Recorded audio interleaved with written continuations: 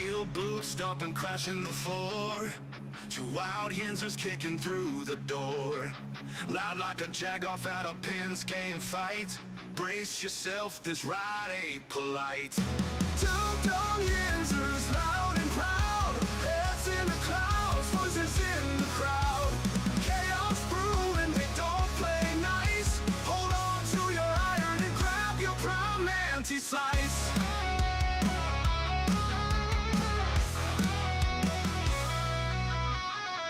Tales from the burg with a hint of mayhem.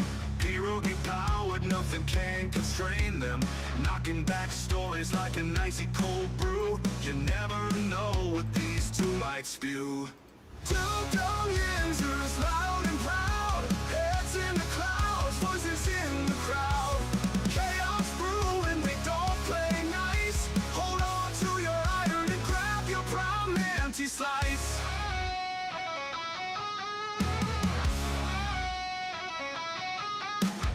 Tales from the burg with a hint of mayhem. Pierogi powered, nothing can constrain them. Knocking back stories like an icy cold brew. You never know what these two might spew. Two Dum Yinzers, loud and proud. Heads in the clouds, voices in the crowd. Chaos brewing, they don't play nice. Hold on to your iron and grab your prime anti-slice. Rivers collide where the laughs always flow. Black and gold thunder everywhere they go. The madcap kings breaking every mold. With two Dum Yinzers, the stories don't get old. Two Dum Yinzers, loud and proud. Heads in the clouds, voices in the crowd. Chaos brewing, they don't play nice. Hold on to your iron and grab your prime anti-slice.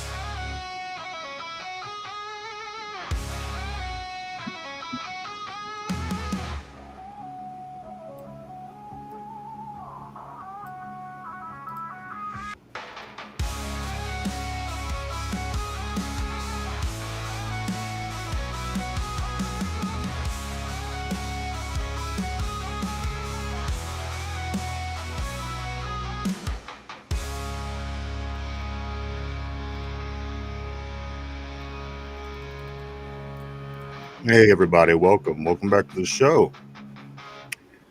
This is episode 820 of the Two Dum Yinzers. I want to say welcome back on this Victory Monday for the Pittsburgh Steelers. We're still fighting computer issues. I just wanted to throw that out there at the top of the show. I hope everybody could hear us okay. We're going to I don't know what we're going to do, but we're going to get it fixed this week. But I do want to say welcome back, everybody. Welcome back. Our first place Steelers do have the week off as they head into their bye week. There's only, matter of fact, just two teams in this whole entire NFL that are better record-wise than our Pittsburgh Steelers. That would be Philadelphia and the Buffalo Bills, both sitting at 4-0 at this time. But nobody else, Mike, at this moment is better than the Pittsburgh Steelers. Where the laughs always flow, black and gold. Oh, my bad. I'm filming my producer duties. You're good. But the Steelers, they again, Mike, here we are, a quarter way through the season, heading into the bye. Yes, we did had some injury issues yesterday. We'll talk about that more as we go. But here we are at the bye, 3-1. The Bengals play tonight. If they lose, they drop to 2-2, and we'll hold first place solely to ourselves as we do head into the bye week, getting ready to come back for Cleveland at home and then Cincinnati on the road. Mike, good morning. How are you today? I'm doing well, brother. I'm doing well. I'm here. Unfortunately, Vanilla Thunder got stuck in customs. He and the dummy going on. And the dummy jet-setted for the Emerald Isles and left us behind. So yeah, you guys are just stuck with me today. How's things sound on your end so far? Things sound good and clear on my end, brother. Okay. So far, so good. All right. Well, I'm sure our listeners will let us know. The terrible board always lets us know. What a headache this has been with this. I'm not even gonna get into it It's like I could talk about an hour and a half about how pissed I am at this whole computer situation. Right. But as long as we're able to broadcast through and you can hear me clear, then we're going to roll with it. But again, this week, Mike, we're going to work on that. Good morning, everybody. Welcome back. It is Victory Monday. The Pittsburgh Steelers did improve to 3-1 with a big win over the Minnesota Vikings in Dublin, Ireland yesterday, 9:30 in the morning. I got to be honest with you. It was an odd day, Mike, because my Saturday nights, as I mentioned last week, I'm doing a lot of work for the show, and I got I usually go to bed around 5 or 6 on Sunday morning, and this time I said, you know what, I'm just going to stay up. I'm going to stay up. I'm going to watch the Steelers, and I'm going to be fine. Well, next thing you know, it's 9:30 at night. I'm still watching football. I still haven't slept, and the only thing that the only reason I'm really saying this is because I tend to go in and watch the game for a second time, which I didn't do because of the way my sleep went this weekend. But I am going to watch the game a second time later. I think I have pretty much everything that I need to talk about the Steeler game today. But guys, again, I do want to apologize if there is any issues. If there's not, fantastic. But if there is, I apologize in advance. Mike, the Pittsburgh Steelers, just grab the board early because I do want to say good morning to everybody. I do want to say good morning. Tortilla says, Dub in Dublin. That's right, baby. Dub in Dublin. We'll take it. You know what? Our first overseas win, I guess, is what they said it was. And this was the first loss for the Vikings overseas. And they are sticking around over there. The Minnesota Vikings will take on the Cleveland Browns next week in London. Steelers are on their way home to take the week off and get healthy. Of course, they need it. Losing a couple big pieces of the puzzle yesterday during the game, and maybe getting healthy for the other guys anticipating a comeback when we do come back. So I guess this bye came at the right time. Let me grab some more messages. Let's just get into it.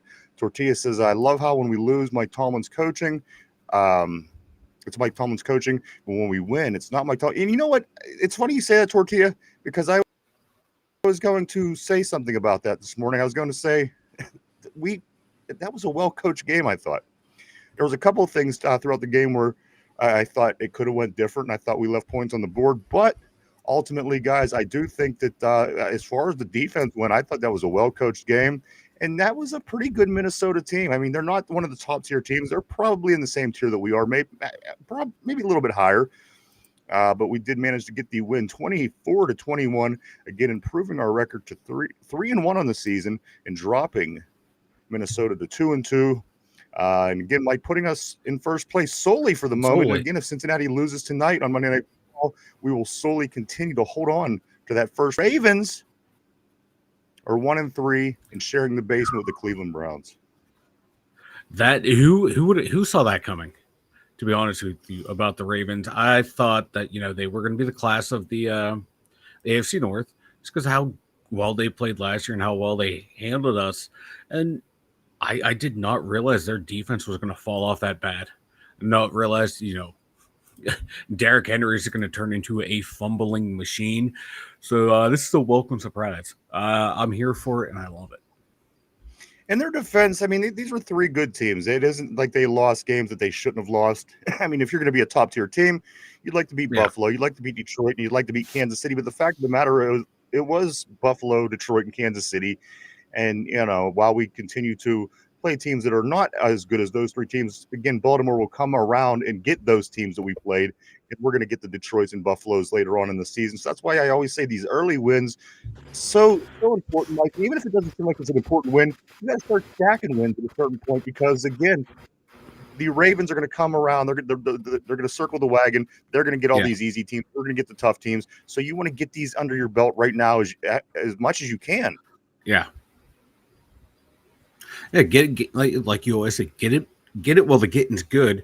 And that's what Pittsburgh's doing. And these wins have not been pretty, but we're getting the wins, and you're starting to see signs of hope in this team of like what the offense can be, what the defense could be, what they envision to do, and just the offense is staying healthy. It's the defense. My God, you get a guy back on the defense, you end up losing two more. Hopefully, this bye week coming at the right time, you can get people healthy and ready to go. Because I was liking the way they were deploying guys on the defense. Blitzes coming from different spots.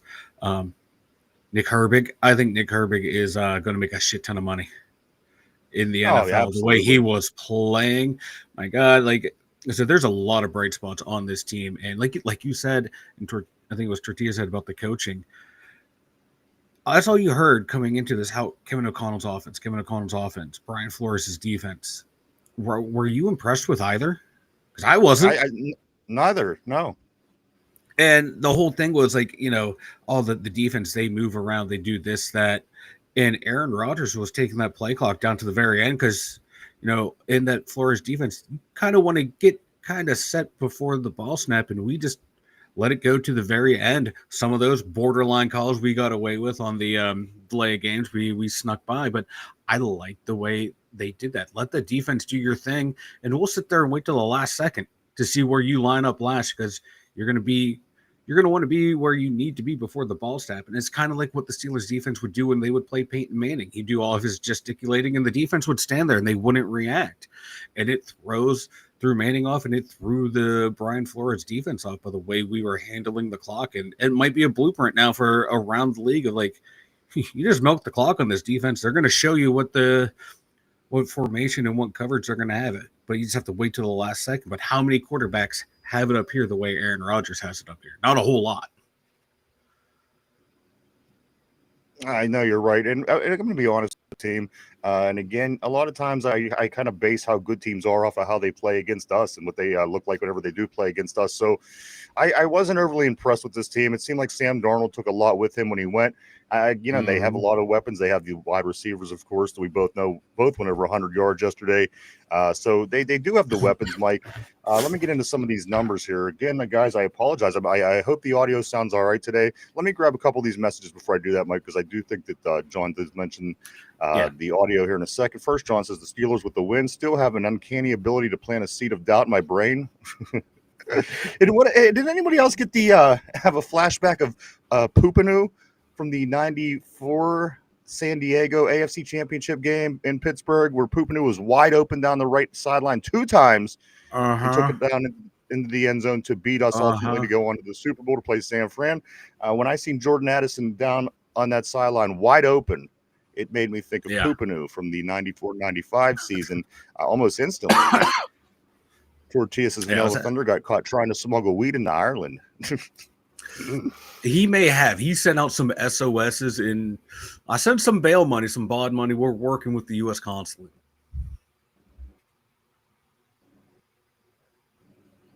We're desperately trying to get him back.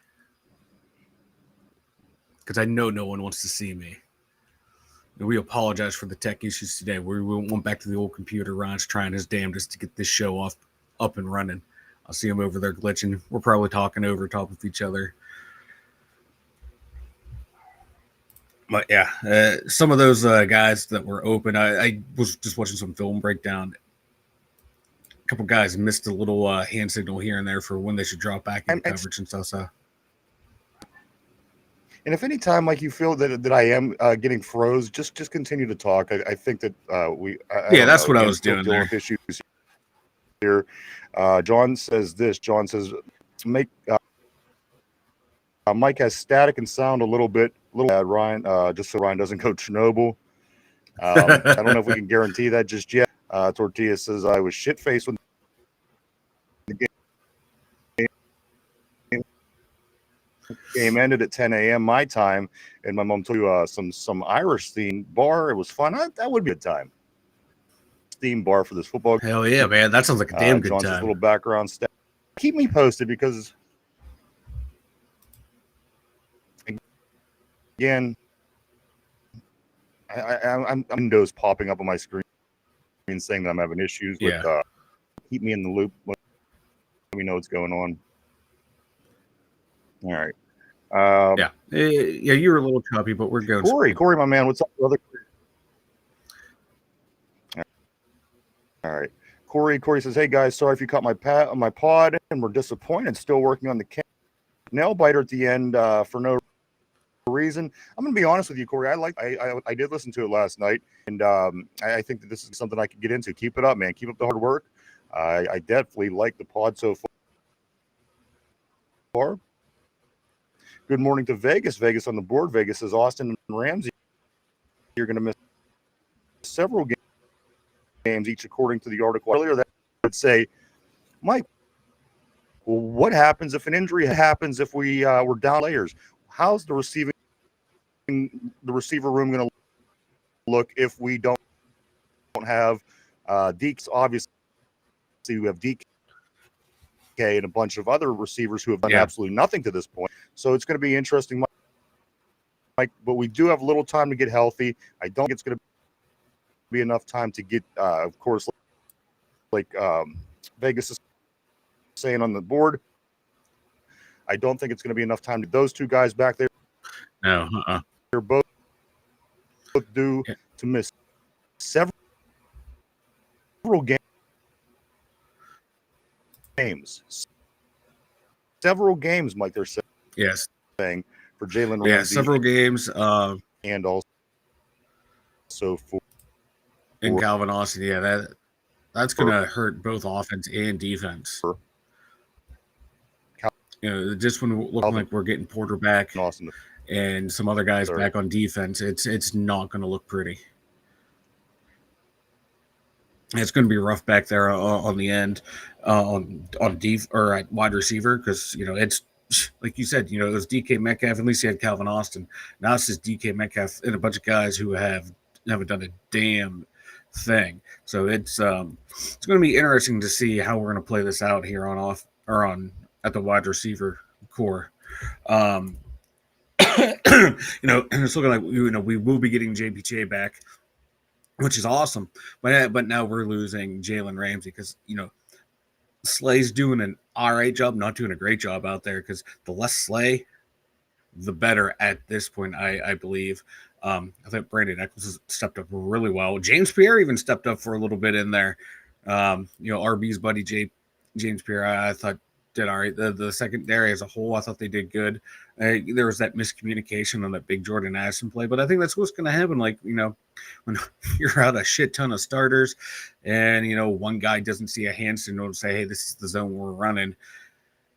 You want to see that shit cleaned up, but I thought they played well for as banged up as they were in the back end and how, dominant, Jetta and Addison can be. They both went over 100 yards, but I thought we did all right against them. I don't think any of those guys, the two big guys didn't get any touchdowns. So that's a win in my book. If you keep those guys off the scoreboard, let anyone else score, I'm okay with that. Yeah, you're still really choppy, Ryan. I'm just going to keep going down the board. Both still put up a lot of numbers, Mike. Yeah, they put up a lot of yards, but like I said, no touchdowns, and I'm okay with that. Let them get their yardage. We keep them out of the end zone. If the other guys are going to score and beat you, I'm okay. It's not fine. Shit happens at that point, but we didn't let the stars beat us, and defense stepped up when they needed to make plays. So did the offense. So I'll take it. I was fearing that Addison and Jetta, I thought they were going to have at least 2 touchdowns each this game. So I'm happy with them off the scoreboard.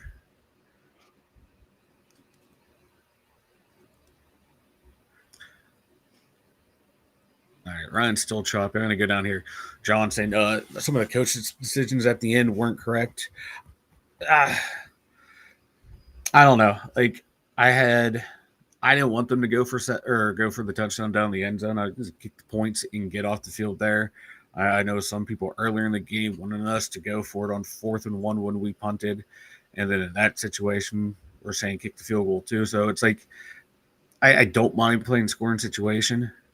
That punt, we were having trouble in the fourth quarter. That last punt, if we get the first down, it kills the game. But if we don't get that first down, we're sending that offense up at like the 42, 45-yard line right there. I'd rather punt it deep and let the defense that's been making plays just about every drive outside of like 2 blown coverages.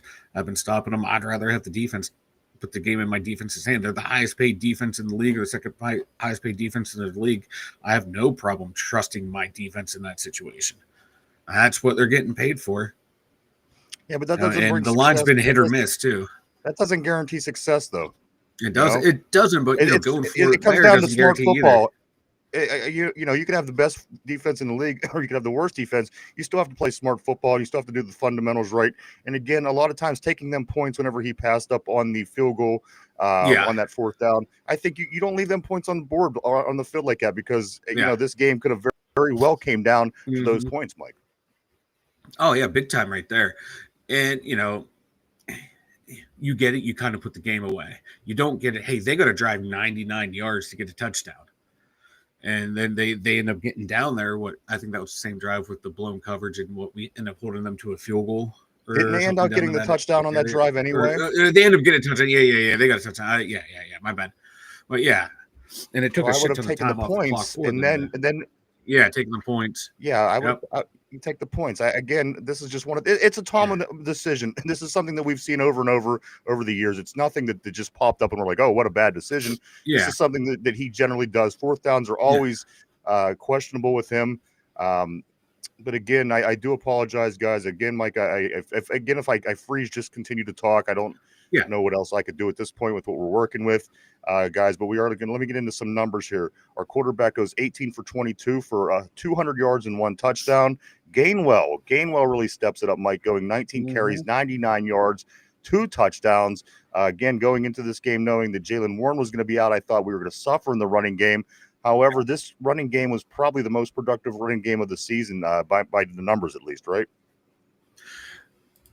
I'm sorry. What was that? A message popped up for me. Personal. I'm sorry. The running game. I just. Oh yeah. Oh, I thought it was going to suffer too, because that last second scratch of Jaylen Warren, and we really hadn't seen a whole much out of Gainwell. I was worried, but my God, like they said on the broadcast, he was running like a little Le'Veon Bell back there, being patient, waiting for the foreign lane to open and hit it. I was very impressed with Kenny Gainwell.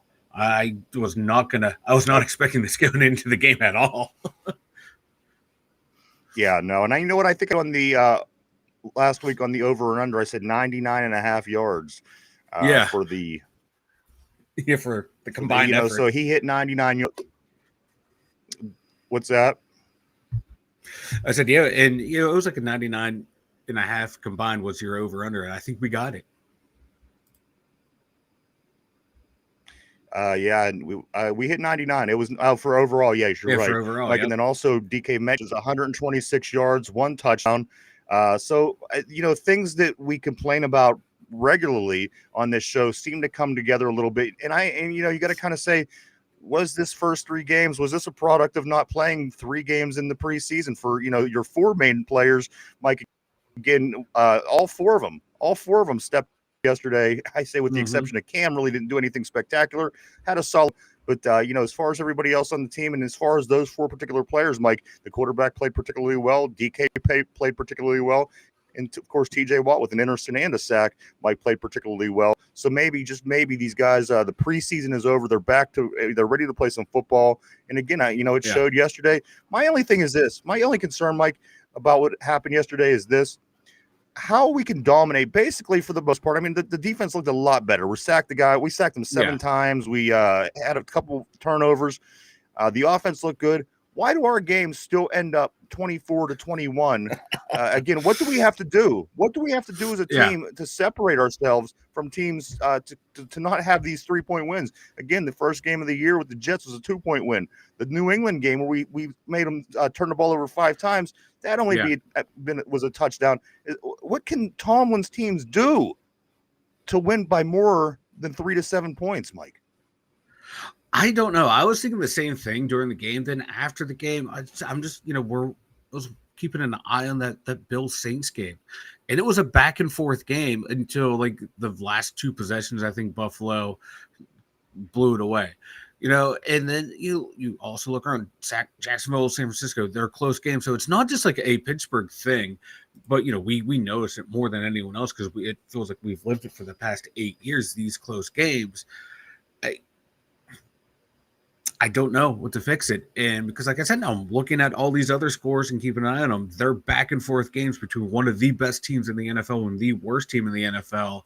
And it was back and forth until the very end. So at least we're going back and forth with a team in Minnesota that was at least at our level and have, they have an explosive offense. They have playmakers on defense. So I'm not as upset about the performance as I was kind of like New England looking back on it. Like, yeah, we probably should have blown that game wide open.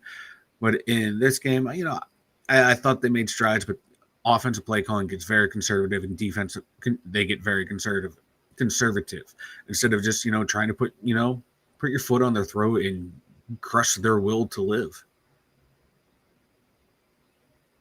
Yeah. I think they just need to keep, you make a point about keep the pedal on the keep the pedal down, just keep the hammer down. Mike, against the Buffalo Bills, it's going back and forth a lot, and you're saying, well, you know what, these teams we don't particularly play that kind of game against those kind of teams. When we play those games against Philadelphia, against Buffalo, Kansas City, those games don't turn out that way. It's not a back and forth 30-19 final score. We just don't do a lot of things well when we play teams of higher caliber. And again, I just don't know how much that all plays in. And again, roster after roster after roster after roster under this current coaching staff, it seems to be the same results, Mike. And again, you just wonder to yourself, if we did have a different innovative mind at the helm, how different can this be? Because again, this has been the trend for the Steelers for years and years. And even back when we were winning football games, a lot of football games and winning in the playoffs, Mike Tomlin's teams were always in these one score games. Granted, we win a lot of them. But at the end of the day, what does this team have to do? What do they have to do? Yeah, you're good enough to get the win. Why can't you be good enough to get another 3 to 7 points a game? I just don't. I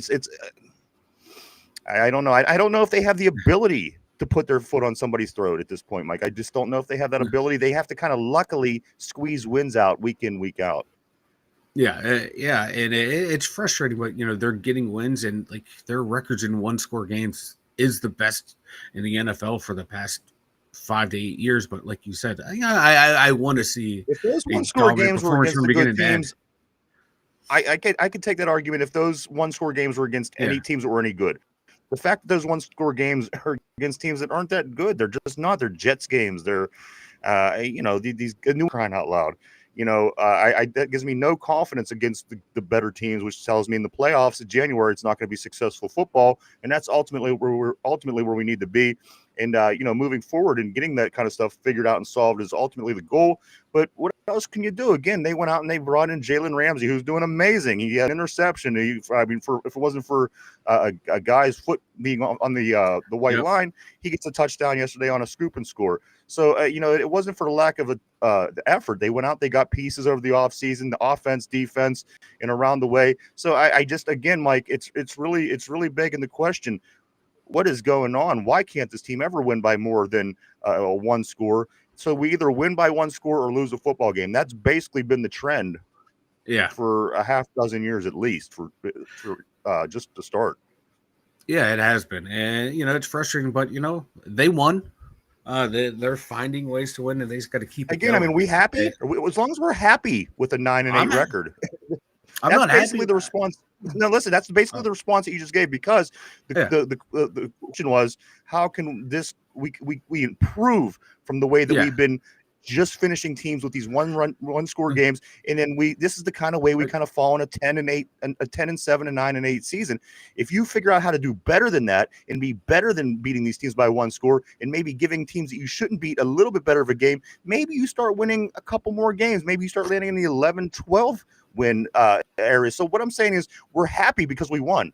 We're happy we're sitting at 3-1, but ultimately, do you feel any better than you did last year when we were sitting there at 3-1? Again, we started 10-3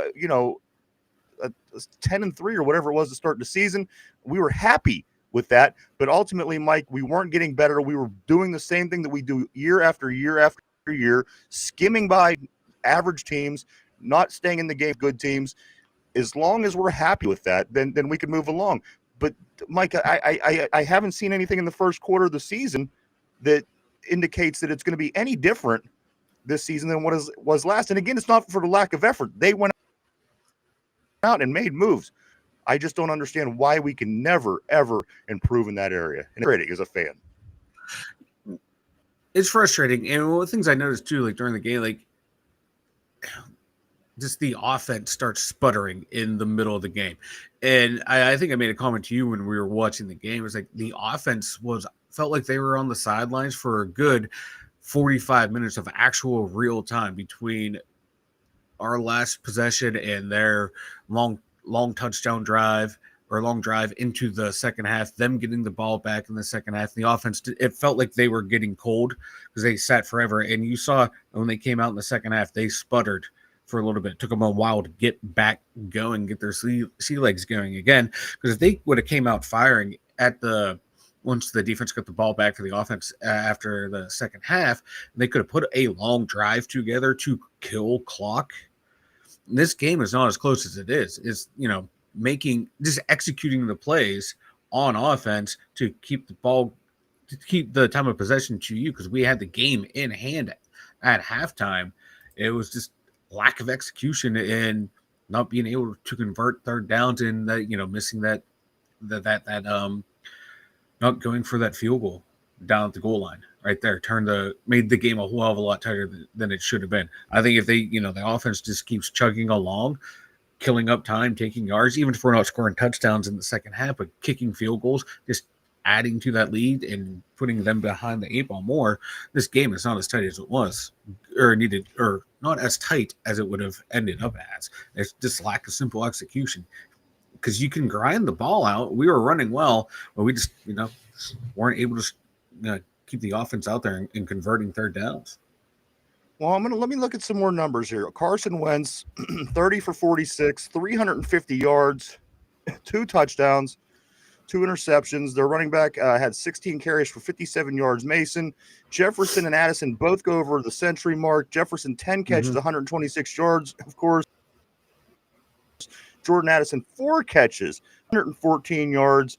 So again, yes, throughout the course of the game, yes, we did sack quarterbacks 7 times. We got 7 sacks. Yes, we did turn the ball over 2 times, Mike. But again, at the end of the day, quarterback still goes 350 yards. We still win this football game by 3 points. So these are things that you think you might want to try to figure out how to move beyond this, as I was stating earlier. But again, we'll move on, Mike. A lot of things to talk about today. Again, I hope everybody can hear me. I apologize if there's issues. We are still having computer issues here at the studio. But, Mike, I'm going to get back on the board because I see some interesting stuff coming down the pike here that I cannot wait. I got to be honest to get into. Apparently I'm crying. I got a lot of stuff I got to get into here on the board. So let's get to it, Mike. I'm going to go back a little bit because I don't know what you got into. I do want to say good morning to Richard. I do want to say good morning to Vegas. I do want to say good morning to John, Corey, Mark Malone, Tortilla, everybody on the board, everybody this morning. Just kind of going through, making sure I don't miss anybody. Mr. Tummy, welcome back to the show. Also, 007, always great to see you. And also Lewis, I can't wait to get to what he's talking about down here. So let me just take a minute, Mike, to get caught up. Guys are saying things are sounding a little better, so that's good. I'm going to start right here where Vegas says Aaron wasn't happy with them not going for it on 4th and a foot. Ultimately, at the end of the day, Aaron Rodgers is very smart, and he's good for the team. The guy has a Hall of Fame mind, if you will, as a quarterback in the NFL. But it's sometimes coach got to be a coach and make a decision. I don't like how every time it comes down to Aaron Rodgers just decides he's going to stand on the field and say, let's do this. If it's sensible, yeah, run with it. But if not, again, you're the head coach. Grow some balls. A couple other things here. Let me move forward. Cody says they made sure to review every turnover. You know what's weird about the reviews anymore? They don't show them over and over and over like they used to. There was a couple, don't get me wrong, but there's sometimes during the course of a game, Mike, whenever something that I feel really should be shown over, go to a commercial or something. I don't know what this is all about. Of course, you don't see the chain gang coming out anymore. They do this with AI, which I'm fine with that. But at the end of the day, I don't know. Let me move on. A lot of things going on here. See, Vegas says the touching of a loose ball, if you're making the play dead immediately, rule is lame. It is, but you know what? The guy's touching the ball and the guy's actually touching out of bounds. So possession or not, through the contact, I think that's considered a dead ball. Yeah, I hate how every other thing in the NFL is you have to have possession, but that rule is you just have to touch it. You just have to touch it. Where we actually gain possession, the guy just grazed it with his finger. It's the rule. It's helped us out before, so I'm not going to bitch about it too much. But it's shitty when it happens against you. Let's see. I don't even know where I was at. I'm gonna go right here. Cody says Gainwell ran it down their throats. Thanks, Minnesota, for making our offensive line look like the best in the league. Of course, they certainly did. They looked, much improved. Mm-hmm. Not a whole lot to complain about, Mike. Aaron Rodgers, I think he got sacked only a total of 2 times, and one was on the first play of the game. So the offensive line did hold up, and the offensive line, but also it's well known the teams run all over Minnesota. So I mean, it wasn't a surprise. I'm kind of glad we did run all over them. Otherwise, we would catch heat for not being able to run all over this football team. And also, Minnesota, like us, has a lot of injuries, and a lot of their injuries, Mike, were on the interior lines of the offense and defense. So those are a couple things to consider as well. But anyway you slice it, again, 3-1, guys, heading into the break. We got a week off to get healthy. We come back home to play the Browns after that. Then we go on the road to play the Bengals, who's just getting worse by the week. So, let's take this time, get healthy. Of course, we did. The 2 big losses, again, coming out of this game would certainly be Calvin Austin III and Jalen Ramsey. Ramsey with his hamstring, which he was grabbing at on this scoop and score that got called back. And I didn't know if, that was part of what he was doing. But then again, it was the same hamstring later on in the game when he did go down with the injury. So, I wonder if that was related. I think that it would be. And then finally, Calvin Austin does get taken away in the ambulance with a shoulder. Both of these gentlemen are expected to both miss several games, which is telling me that this isn't good. Being that we got a week, and then we have another week, and for them to roll games. It's kind of worrisome to me because that sounds more like the timeline about a month. Yeah, that's what I'm feeling as well. So the bye week and at least 3 games after, it wouldn't surprise me to see these guys get put on the short-term IR. And maybe they'll be back by the time we start playing the better teams. Yeah, and then they'll be rusty and, have to take their time to get work back into the lineup. Yeah. No, it's true. Let's see. Let me go right here. Vegas says Aaron is hating on Muth after he dropped that 50-yarder. Muth, he didn't catch a ball yesterday, Mike. That was very rare. Very rare. He doesn't leave a pass. I think he is in the Aaron Rodgers doghouse. Well, we can't afford to have too many more guys in the doghouse. I mean, you have all the wide receiver room that don't get balls thrown to him. Now you're not going to throw it to a tight end. He's running out of guys here, Mike. So, he's got to maybe start clearing out his doghouse a little bit. Mark Malone says, I was off on us starting 6-0, and Rodgers in the O-line is going to have to step it up for him to throw 300 yards. John says, Ryan, your question about close games is why I still have my seeds of doubt. Vegas says Muth should have to shave Debo's back after that terrible effort on the play, and the field goal was blocked. He blew right by him. No two ways about it. Yeah. He was still all heartbroken from the Penn State loss. Yeah. Vegas also goes on to say Coach Tomlin has lost 13 games when they were favored by 6.5 points or more in his career, which leads the NFL. Mr. Tomlin, I want to say welcome. Yeah, go ahead. I was going to say, we talked about before how Tomlin's like the worst when he's favored, but one of the best when he's the underdog. We just need to be the underdog every game and have a chance. It's comical. Yesterday during the Chiefs and Baltimore game, they were talking about all the accomplishments of Andy Reid, and I'm sitting there thinking, God, that would be so nice.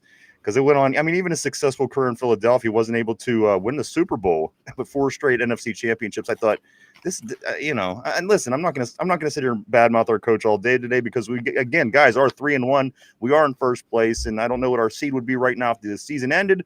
However, it's not ending. We are a quarter of the way through the season, if you will. What's that, Mike? Number 2. I think we're the number 2 seed. We would be the number 2 seed. So there you go. We wouldn't have a bye because they only do the 1 seed getting the bye anymore. Let's move on, though. I do want to say welcome to Mr. Tummy. Always great seeing you on the terrible board. Mr. Tummy says the on and off and definitely rarely perform. The offense and defense. I gotcha. I'm on a smaller screen today, guys. Yeah, it's really hard to keep up with what I'm doing here. Mark Malone says, okay, so the offense and defense really perform well back to back. You're right. What's it going to be next week? Mark Malone says, we do. It's just Tomlin. Lewis Chase says, Ryan's always crying. What am I always crying about? Just to be fair, so I could respond to what you're saying. Because for once, I got to be honest with you, I've never heard your name in my life. And all of a sudden, I'm always crying. So if you could at least do that for me, that'd be greatly appreciated. Mark Malone says, luckily we have an intelligent quarterback again that can offset some of Tomlin's mental retardation. Mr. Tummy says the defense dies by splash plays, not so much with 3 and outs. You know what? And that's dangerous too, because when you live and die by certain things like this, your percentage isn't a high percentage for a lot of things, because again, you can't plan for those things. They kind of just have to happen. It comes down to effort, and if your team isn't willing to give that effort week in, week out, you're not going to get those results week in and week out. John says, Lewis Chase, you were correct. Then he goes on to call John a clown. Why don't you communicate with me a little bit, weirdo? Let's go right here. 007 says the defense did a great job for 3 quarters, and then on the 4th, Vikings score 15 points.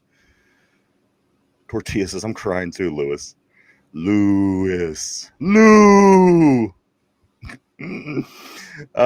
Malone says, if it's up to A-Rod to overcome Tomlin's. Okay, we got that. He's our only hope, folks, and the Rooney ruler knows it. Tortilla says, when did Ramsey go down? He went down later in the game. Mike, when did Ramsey go down? God, it was a 3rd quarter. Okay. Maybe he went down. I know it was after the half. Yeah, then he was trying to ride the bike, and I think he went back out there for a play or two, and it just did not look. Lewis Chase, Steeler fans are crying about a win. Yeah, come on, talk to me, man. You're putting shit up, and then you're disappearing. Lou, come on, Lou. Let's see. Tortilla says, could explain why the defense was all of a sudden ass. Corey says at Tortilla, I don't know, because at one point he left with an injury and came back. Yes, right. And again, he was tugging at that same left hamstring early in the game whenever he had the scoop and score called back. Again, Mike, you had actually said while it was happening that it seemed like it was a part of the I think it was part of the celebration. Yeah, but it was the same exact hamstring. Like when he hurt himself, he was grabbing the same exact spot. So it just makes me think that he did get hurt a little bit earlier. Yeah, I think, like, I don't know if he was like, poking fun at JPJ.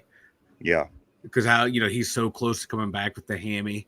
And, hey, I got the touchdown. I'm gonna poke a little fun at my guy. And I don't think that's what happened.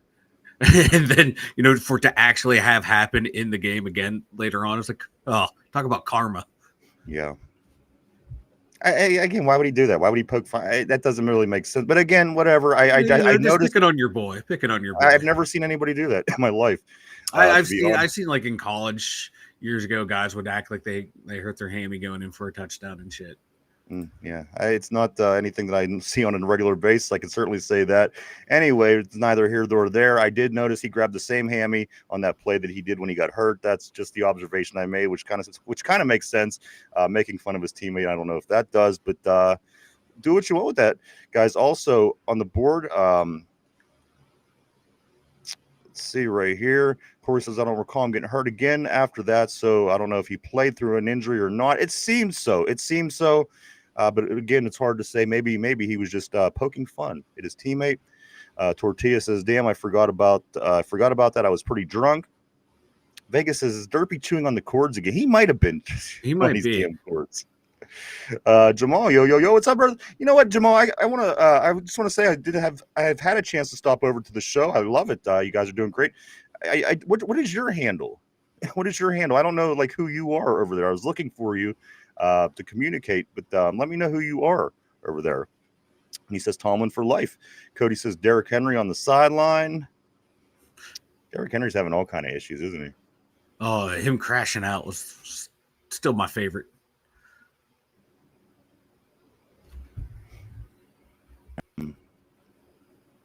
Sorry, the GOAT gives opponents another touchdown. I'm just playing. Mike Tomlin is the best. Donald, what's up, Donald Lurie? Always great seeing you on the terrible board. Donald Lurie says this morning, a lot better yesterday, but people should ease up. Cleveland's defense will be a big take. You're absolutely right. The Cleveland's defense is going to be a lot Huge better test than what Minnesota's was. I like this because we had the extra week to prepare for them. Yeah. Next week, and we can prepare and prepare accordingly. So we have, again, a Cincinnati team that seems to be getting worse by the week, Mike. So I don't hate the situations going on. Again, 3-1. And going into the bye week. And again, a couple of Ohio teams. Yeah, and Cleveland has to travel to where are they playing overseas? They're playing the Vikings overseas. And then they got to come back and play Pittsburgh. So I like that. You know, get them on a little disadvantage where we're coming off the bye week. So yeah, they play in London the week before. Then they travel back to play to host Pittsburgh. So that's awesome. Or no, they're away. It's a home game for us. I forgot after the bye. So we'll catch Cleveland on a coming back from an overseas game. Then we get them at home after we're coming off a bye. And hopefully, you know, the line can scheme something up to slow down Myles Garrett, because I know we hate him here, but my God, he is a beast and a disruptive force. And the young rookie they got in the middle of the D-line too, that's going to be a huge test for Sayamalo, McCormick, and Frazier. Lewis on the board says the Steeler fans think we're 0-4.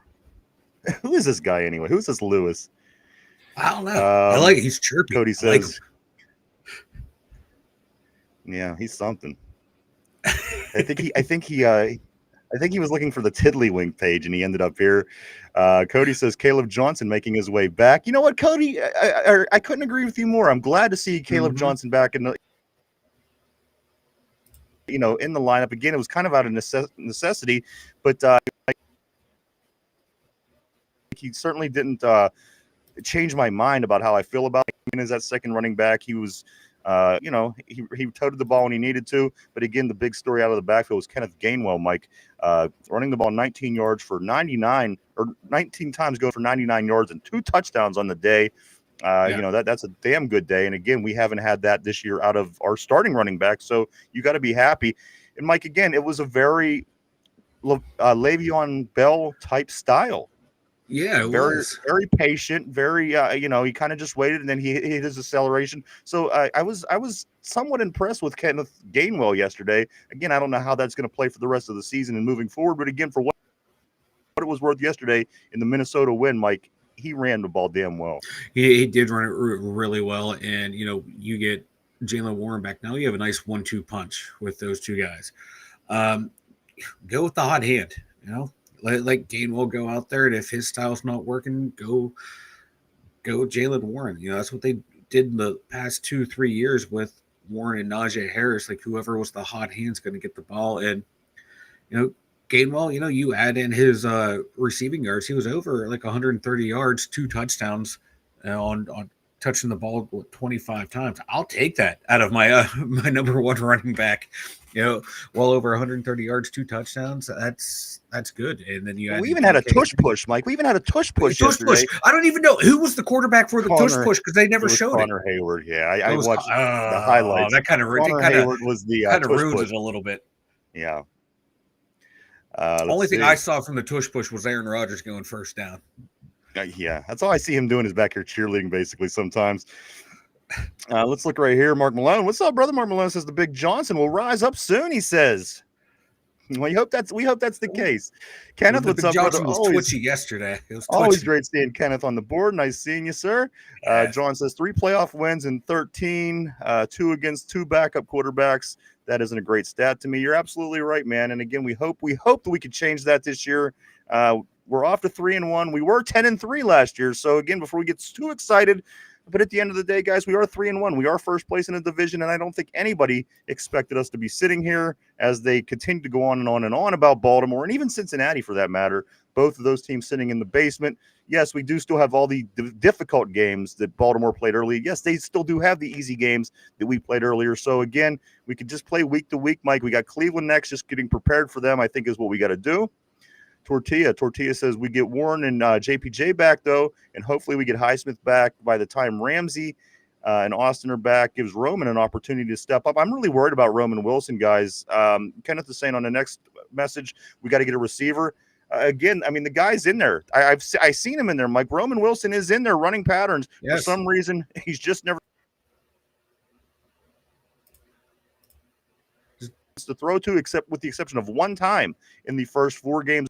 That is a concern for me. And the unexciting whites, of course, Miller and Skoranek. We're going to have to depend on these guys. You know, in preseason games will tell me how great they were. They could be starters. We don't have to go after number 2. And this is exactly why I go on and on and on about why we should go after number 2. So you are going to prove me right, or you're going to prove me wrong coming up, guys, because, again, we have very limited wide receiving talent at this time. And, again, you know, how much can you go to the DK Metcalf? Yep. You know, the DK Metcalf. Well, yeah. DK, yeah. Can you hear me all right? The DK Metcalf, well. You're good.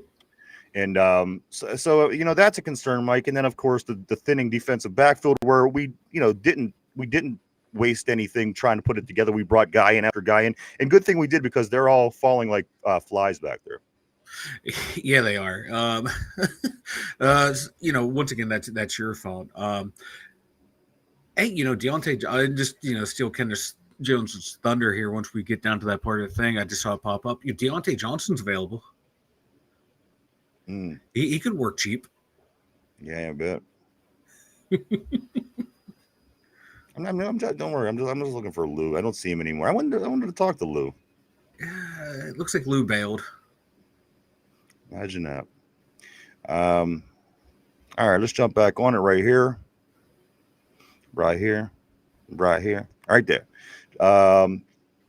Jamal says, I think it was that touchdown return for Ramsey that hurt his hamstring. I do too, because when he was in the end zone, he was grabbing at the hamstring. And I got to be honest, Mike has a theory that he was poking fun at his teammate, which I think is kind of crazy, but we'll see what they say. He started dancing, but when he pulled up, we could all see something was wrong. Christophus, what's up, dude? Always great seeing Christophus on the board. Christophus says Mike Tomlin needs to shut up and let Aaron Rodgers and Arthur Smith call the offense. He almost cost us the game.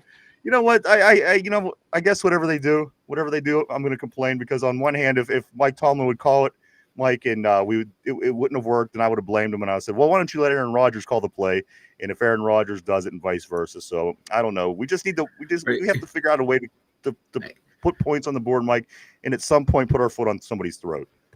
Hey, every good thing is everyone but Tomlin. Every bad thing is everything on Tomlin. So that's how it goes, man. If that's the way you want to look at it, I don't agree with that. And you know what? I certainly know a lot of people that don't agree with that, but I certainly could see where you're coming from as well.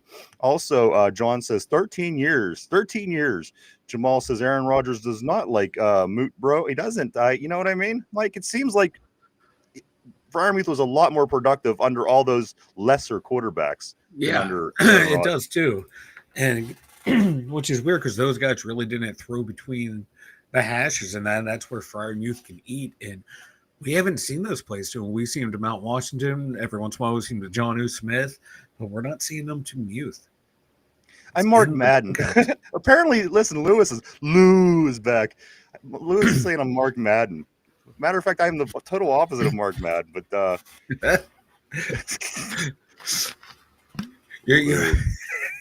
your love affair with Mark Madden that you go on and on about to me off air. You know what? I literally don't like this guy at all, Mark Madden, and I've never listened to him. I've never listened to his show entirely. So I don't know, Lou. You seem a little delusional, brother. Let's see what else we got here. Let's see what we got right here. Yeah, Kenneth, he says Austin's out for a few games. Him and Jalen Ramsey both down for a few games. Tortilla says no one ever says Tomlin almost won us the game. I got to say, though, I was impressed with the planning of the game. The game plan, as far as both defense and offense, I thought was improved, guys. Certainly from week 1 into week 2 and week 3. the Steelers looked better. They did look better. Again, the score 24-21, in my opinion, was something that, it should have been a little bit further. People might say, well, Minnesota was really good, but you know what? We were up 24-6. At some point, guys, that has to change. This is what the Steelers do. Sometimes when we get those big wins, Mike, it comes down to being a 3 to 7 point win for us. Yeah. I would like, again, to see, you'd like to see more out of the Steelers is what I'm trying to get to. You always want to see more. You always want to see your team win by, 1, 2, 3 touchdowns. But, at this point, I will take a win, no matter how we get them. Vegas, my man. What's up, Vegas? He says Drew Alar is not him. Oh, man. Oh, God, no. He's fucking. I've been saying it for 3 years now. It's terrible. I wish my team had a anytime they play anybody good, Mike, it's all. Yeah. Even when they play anyone bad, like the announcers were going, oh, my God, he's playing so great in the fourth quarter. Well, maybe if he played great in the first, second, and third quarter, they would have won the game. Yeah. Played so great, he threw the game-losing interception. Jamal says, Moot hears the noise. Get him out of here. Tortilla says, Tomlin be gambling on games. Cody says, Lamar Jackson sucks and Derrick Henry's a crybaby. Yeah, again, guys, they're going to win a lot of football games. Don't count out Baltimore. They're probably going to win most of their games that they have remaining on the schedule. They kind of got shafted the way that their schedule started. Again, the Cleveland was the only game that was in those first four that was, a game that I'm not surprised that they won. But the other 3 games, Mike, I mean, you get Buffalo, you get Detroit, and you get Kansas City early. Yes, Kansas City aren't what they usually are. But again, it still is Patrick Mahomes. And again, they got heavy, at the beginning of the schedule. We get the Jets. We got, the Seahawks. And also we got the New England Patriots. So again, they're going to get the Patriots. They're going to get the Jets. We're going to get the Ravens. We're going to get. Not the Ravens. We're going to get Buffalo, and we're also going to get Detroit as well. Unless we could expect to, get different results to get those wins, we have to continue to win the games that you should win. And people say, well, the Steelers or this Steelers aren't that. How can you say these are games the Steelers should win? That's just the way it is. You have to win the games that aren't Buffalo. You have to win the games that aren't Detroit. And once you start losing them games, you're putting yourself in a position now because now you have to. It's even more against you to go out and try to beat those other teams. Which again, it's not going to be as easy, Mike. So getting these wins early, stacking the wins, and again, as I say, get it while the getting's good, right? Yeah, it adds pressure to already a pressure-packed game against the upper echelon teams. Now, if you got to beat the teams that are definitely below you and at your level. So when you go into those big games, you're not, trying to steal wins or be like, oh, this is a must win, not only because who we're playing, but my God, because we lost a game early in the year that we should have won. Now, I don't think that Seattle game classifies as that. I think Seattle's a pretty good team, and so are we. Just ball bounce their way, not ours. But, the team right now, the Steelers seem to be trending in the right direction. Baltimore, though, man, their defense is playing terrible. Lamar's hurt. Roquan Smith's hurt. I think another guy on their Matabuke on their D line's hurt. So they're getting banged up too. And if Lamar's going to be out a while with a hamstring injury, unless he's going to be the only guy in the NFL who has a hamstring injury who's back the next week, which would track for us. Our guys are out a month and a half with a hammy. He's going to be out like not even a game. If he's out for a long time, their season might be over. It might be over. Vegas says maybe Lewis is Roman Wilson. I highly doubt it. Lewis seems very low skilled to me. I don't know. Roman Wilson recovered the onside kick. Yeah, he did recover the onside kick. And you know what? Lewis hasn't done one thing that was impressive. So you know what? I'm going to give the edge. I'm going to give it to Roman Wilson because, let's move on. Tortilla says they ran 290. That baby ran 299 yards. Talking about Henry. Kenneth says we definitely should have took the 3 points late. How do you run on 4th and goal on the 4-yard line? Again, if we were on the 1-yard line, it's different. At the 4-yard line, I was thinking the same thing, Kenneth. Mr. Tommy, yesterday the offense put up 18 points, including field goals, and the defense gave up 18 points. So again, kind of lucky to get away with this win. People say, well, we're 3-1, Ryan. We are 3-1. But again, how does that fare as we move down the road? We are improving week by week. We are improving. So let's again take advantage of this bye week. I think it came at a good time. Certainly losing to the big names that we lost yesterday for a couple games, but also Mike getting some of these other guys back. And also Corey Trice. Corey Trice is now available, and there are some other moves that we do have from within. So, again, just get healthy. Take this time, get healthy, get ready for Cleveland. You could watch them next Sunday morning at 9:30 as they play Minnesota in London. And then after that, it's time that they come here. So, excuse me, you have 2 weeks to get ready for Cleveland. That should be an adequate enough time to get ready for that team. Like, again, this isn't the Buffalo Bills or the Philadelphia Eagles by any means. It is simply the Cleveland Browns that, say what you want. They're the Browns, but division or not, this is a game. One of these games I'm talking about, Mike, that we should win. I could see Cleveland splitting with us this year, but I think we have to win this one at home. Yeah, you definitely have to win the one at home. Definitely how bad like Flacco in the offense is performing. The only thing that scares me might be their running back Jukins. He's been playing pretty well since he came back from actually signing, and I don't know if he was suspended for his off the field issues, but now like he's in there, he's like the lone bright spot on that offense. But if our run defense can keep getting better the way it has the past 2 weeks, the Browns offense does not scare me. Their defense would have to win that game. And I think their defense could win the game, but right now I'm not overly concerned. And I just want to see how they look over in London. Hopefully Minnesota, puts belt to ass to the Browns. So when we get the Browns, they're a beat up team. Vegas is saying, I think Lewis is Chase Claypool. That makes more sense right there. He's celebrating in the middle of the game. You suck, Lewis. What else we got here? Oh, see this tiny screen. It's killing me. It's killing me, Mike. I see you over there struggling, man. Do you see me squinting? Oh, it's great. I see it. It's bringing me joy, actually. Tortilla says, with how good Gainwell is playing, I'd give him the ball or any down on any down at any part of the field. I like that. Again, I mean, he didn't blow you away. But, Mike, again, when Warren gets the ball and he runs a lot and you think that he's having an amazing game, he ends up with 40 yards. Yeah. Gainwell was kind of more of a quiet 100-yard rusher. To me, it didn't seem like he was as productive as it is when Jalen breaks off a big run or Jalen starts to get going and that engine gets going. Gainwell was more Le'Veon Bell, more quiet. Before you knew it, he was sitting at 99 yards, 2 touchdowns.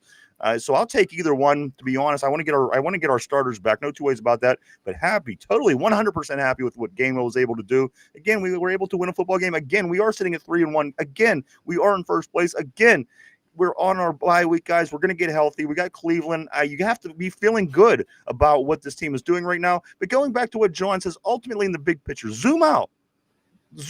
I think that's when you start feeling a little less confident about what's going on with this team.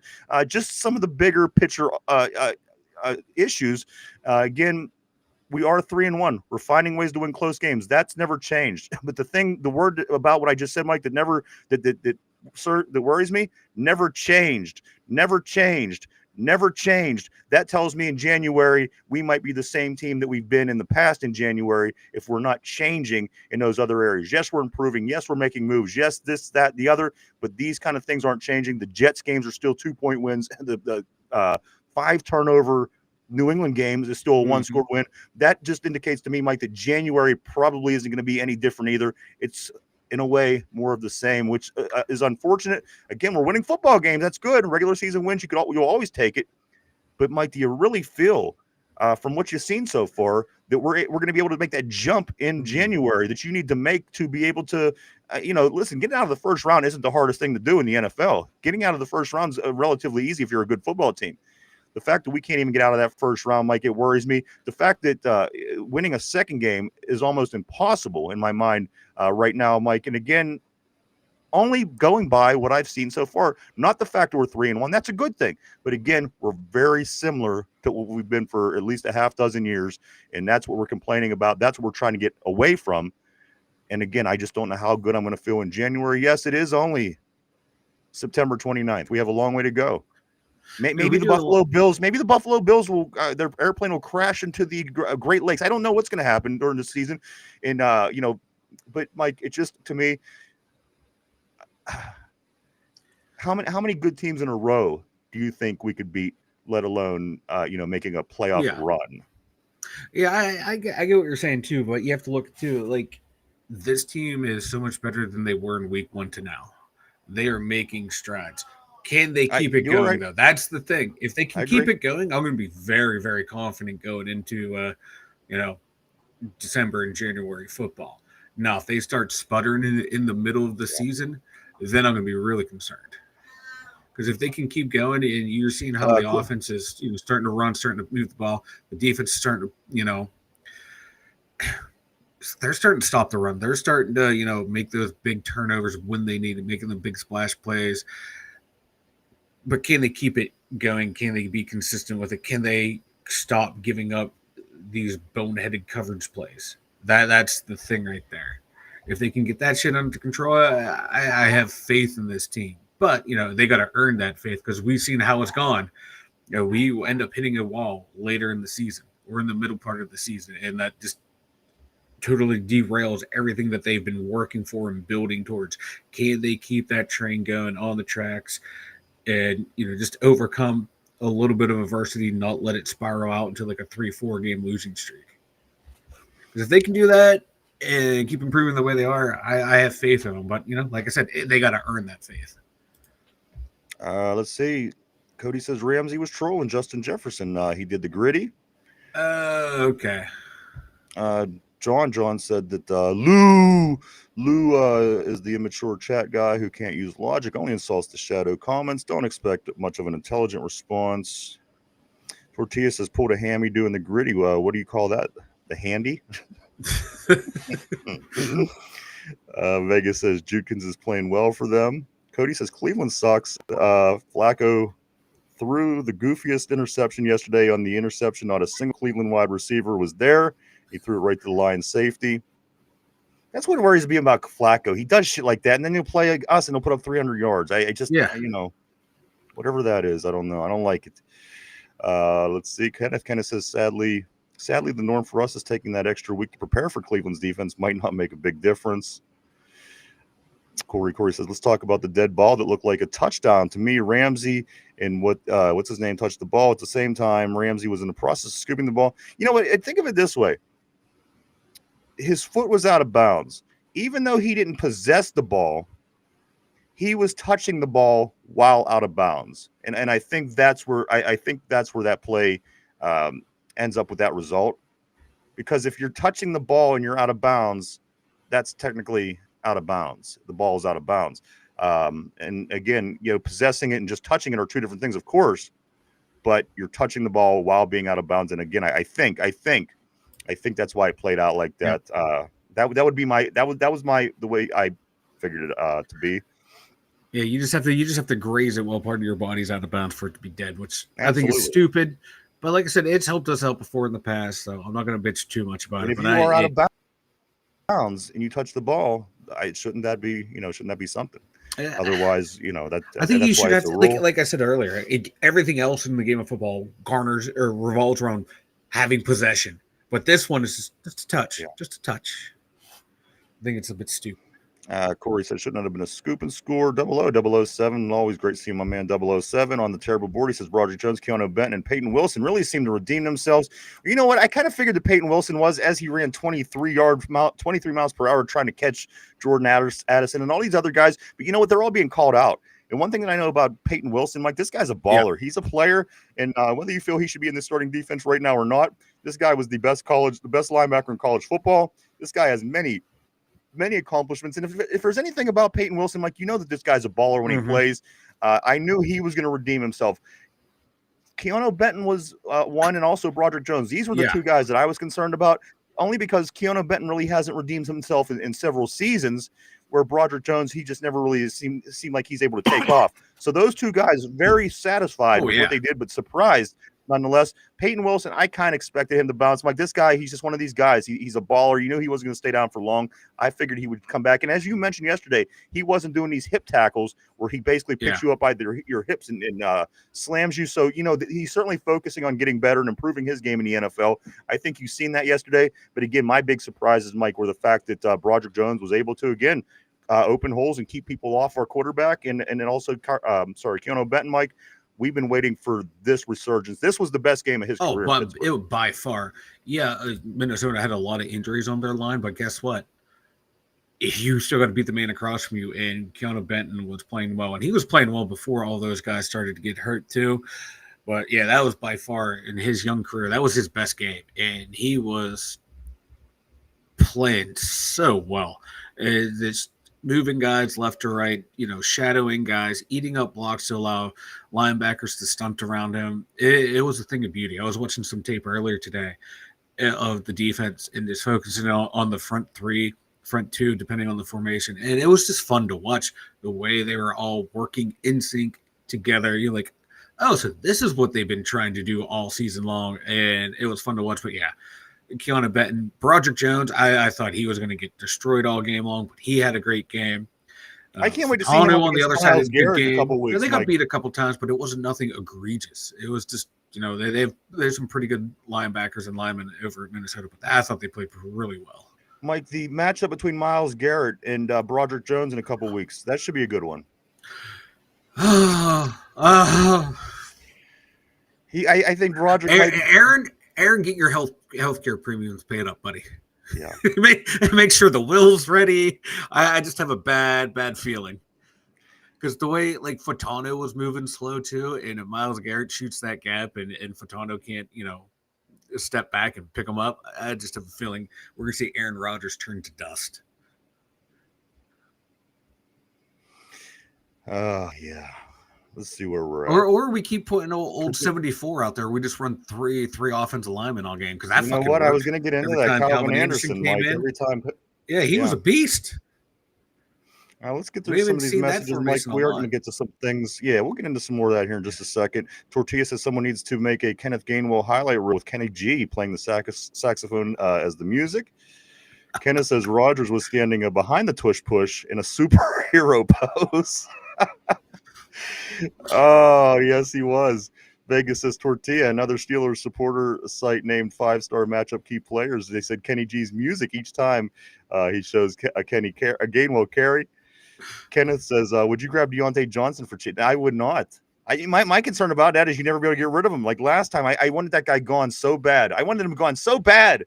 And they would never release him. That's my only concern. They bring him back. Maybe he has a couple good games, and then they'll talk themselves into thinking that he's good again.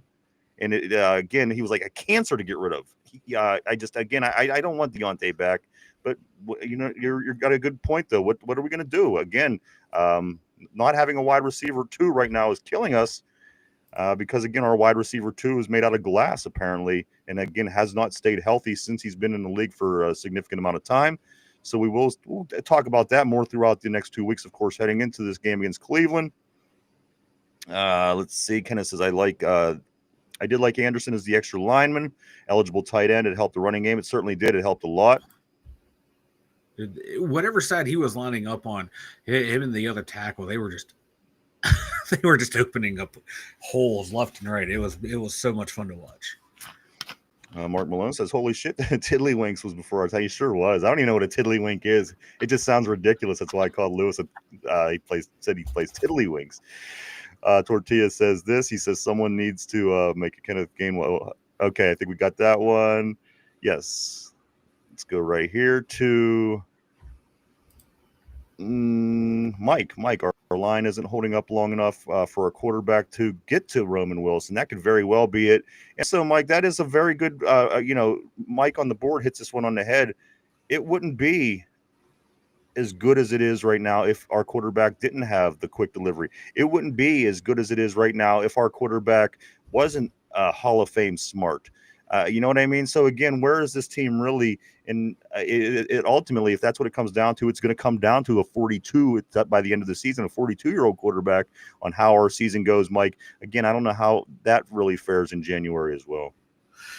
Yeah, I agree. It's see, now I'm starting to think about the future. Now I'm starting to get depressed. Yeah, that's when you start thinking long term is when it starts to it starts to wear on you. Cody says Deontay Johnson gross. Give me some Deontay Johnson back in my life. I need the drama. Vegas says I'd rather have President Johnson, Lyndon B. Johnson, signed than Deontay Johnson. Mike also says there were too many wide receivers and tight ends ahead of him that get early reads. Jamal, Black Magic. Okay, cool. He says that's funny. We're pretty open. No, it's good. I like it. I didn't know who you were. I was trying to figure it out. I'm watching, and I see that at one point somebody actually referred to you as Jamal on the board, but I just couldn't put 2 and 2 together. But now that I do know that, Black Magic 7777. Also, Vegas says Muth is a bit better than mid, but nobody wants to say that. Of course he is. And you know what? All the way until this season, his first 4 years, he had more catches as a tight end than any other Steeler, including Heath Miller. So he's a very Heath Miller type receiver. He's not going to do amazing and great things for you. He will every once in a while, but he's a solid tight end. He blocks, and you know what? He could make a grab for you throughout the course of the game that will get you a first down or whatever you need. Again, I don't understand what the hate of Pat Freiermuth is at this point.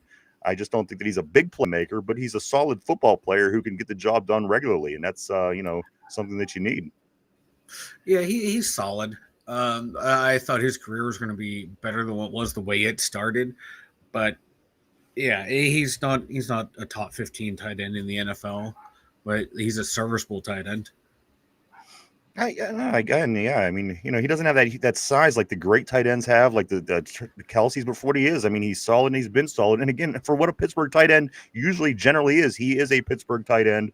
Yeah. And again, I don't understand what the hate is. Certainly this tenure of his career.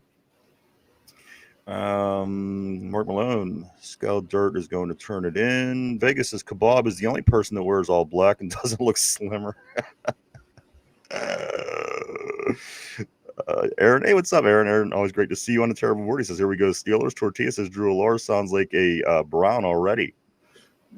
You know what? Yeah, maybe. I'm sure they'll need a new quarterback by next year at the draft. They only have 9 now. Vegas says my mom went to Penn State. She doesn't like him either. Cody says Ramsey was just trolling Jefferson, hurting his leg. Okay, that's what okay. Corey says that Tortilla, from what I've seen in college football, none of those quarterbacks look too impressive to me. I haven't watched every quarterback, but the big name guys haven't looked amazing. Vegas says he thinks Aaron's going to come back next year. You know what? I think it all depends. And it's going well so far. I think, listen, if the season ended right now, I think he would come back next year. I think he's feeling good about himself. I think he's not getting killed back there. He's basically like they're basically letting him do what he wants to do. He's in a prime situation. Why wouldn't you? You love the game, Yeah, and if the team's plays well, you have pretty good success in the playoffs. You're feeling good. Everything is looking good, feeling good. Why not run him back another year? I wouldn't be opposed to it if he's playing well. No. I mean, at this point, again, what we're going to be doing is drafting a quarterback and trying to, I guess, develop the 2 quarterbacks that the young guys we're going to have. I don't think having Aaron back for another season is a bad thing. I don't think it's a terrible thing. I don't think he's going to be stealing from Will Howard winning a Super Bowl next year. I'm going to be honest with you. So, again, if you could learn from this Hall of Famer, and again, he seems to be willing to work with guys to make them better. So at this point, I'm not complaining, Mike. But again, there's still 3/4 of a season plus January left. We'll talk about that then because we might have totally different decisions at that point. But again, at this point, it's not the worst thing ever. John says drafting a quarterback without the right OC and staff to develop him is another waste of 3 years. And you know what? Here's a good question. People always say, well, we did with Ben, but you know what? If Ben was, some guys are just meant to be it. And if Ben was meant to be it, then we didn't really develop him either. And we kind of just have to hope for the best. Again, you got to go out and get your guy. I believe this wholeheartedly. So we'll see what they do. And imagine, and also, Mike, I got to say, he didn't have the greatest numbers, but Jackson Dart, big game with the big upset. The Giants get the win yesterday over the Chargers. And also he had nice runs, nice passes. I think Dart looked good out there. Speaking of young quarterbacks, and certainly somebody that we talk about quite often before the draft this year. Yeah, and I want to see how he's going to do now that Malik Neighbors is done for the year. It's like the only true weapon they have out there. I like Slayton; he's a good number 2 out there alongside Neighbors. But now he's your guy. It's going to be tough out there for him, and that team's just not good. So I'll look for Jackson Dart in about 3 years to be a pretty good quarterback when he goes elsewhere. Speaking of That's which, how it goes with New York, man. Russell Wilson, does he land in Cincinnati if the struggles continue in Cincinnati? I mean, Russell Wilson doesn't want to sit the bench the rest of the year at his age. And again, the quarterback for Cincinnati, he already leads the league in interceptions after 6 quarters of play. So I wouldn't surprise me if Russell Wilson ended up landing in Cincinnati at some point this season, Mike. It wouldn't. When will Cincinnati make that move? Are they going to do it if they end up winning against Denver? Will they push that decision off? They lose against Denver, fall to 2-2, or are they going to scramble, try and find a veteran quarterback that's available? It's going to be interesting to see what they do here. I just keep playing Browning. Let's see what happens. Cincinnati, play for a draft pick. I do want to say, right here. Real quick, Cody says, I see Rodgers sweeping all the AFC and NFC North teams. That'd be nice. If he can sweep the AFC North, we'll be in great shape. And if you can sweep the NFC North, holy shit. Yeah, but I mean, come on. You can sweep our whole division. You're sitting at 6, and you get 6 wins right there, no losses. I would take that in a heartbeat. Mm-hmm. Tortilla says, Fernando Mendoza is playing pretty good so far. I like him, of course, out of Indiana. He played for California last year and is in Indiana right now. I agree. He looks amazing at the moment. Vegas says 4 of the 2026 mock drafts I've read, the Steelers are taking the quarterback from AUSU Levitt, which Weedle has been down there twice already this season to watch Mr. Levitt play football. Kenneth says Gainwell was good, but had an extra lineman. Yeah, for sure. But you know what? If they're figuring it out, and if that's what it's going to have to take, that's what they're going to have to do. You know what I mean? Yeah. I'm glad that they keep the running game going. I'm glad that they figured it out. I'm glad that they made that adjustment and that improvement. Vegas says, "Damn, RIP Buffalo Bills." John says, unbiased money gives the Steelers a 1.6% chance to win a Super Bowl. Hope and wishful thinking won't do that. They will be entertaining for some, however, and that is okay. Vegas says Aaron ran those 12 yards and an amazing 4.2. Yeah, I told Mike during the game, I was like, is that Randall Cunningham or was that Aaron Rodgers running the ball down the middle of the field? He was scooting. He heard there was an early bird special in ayahuasca and was like, hell yeah.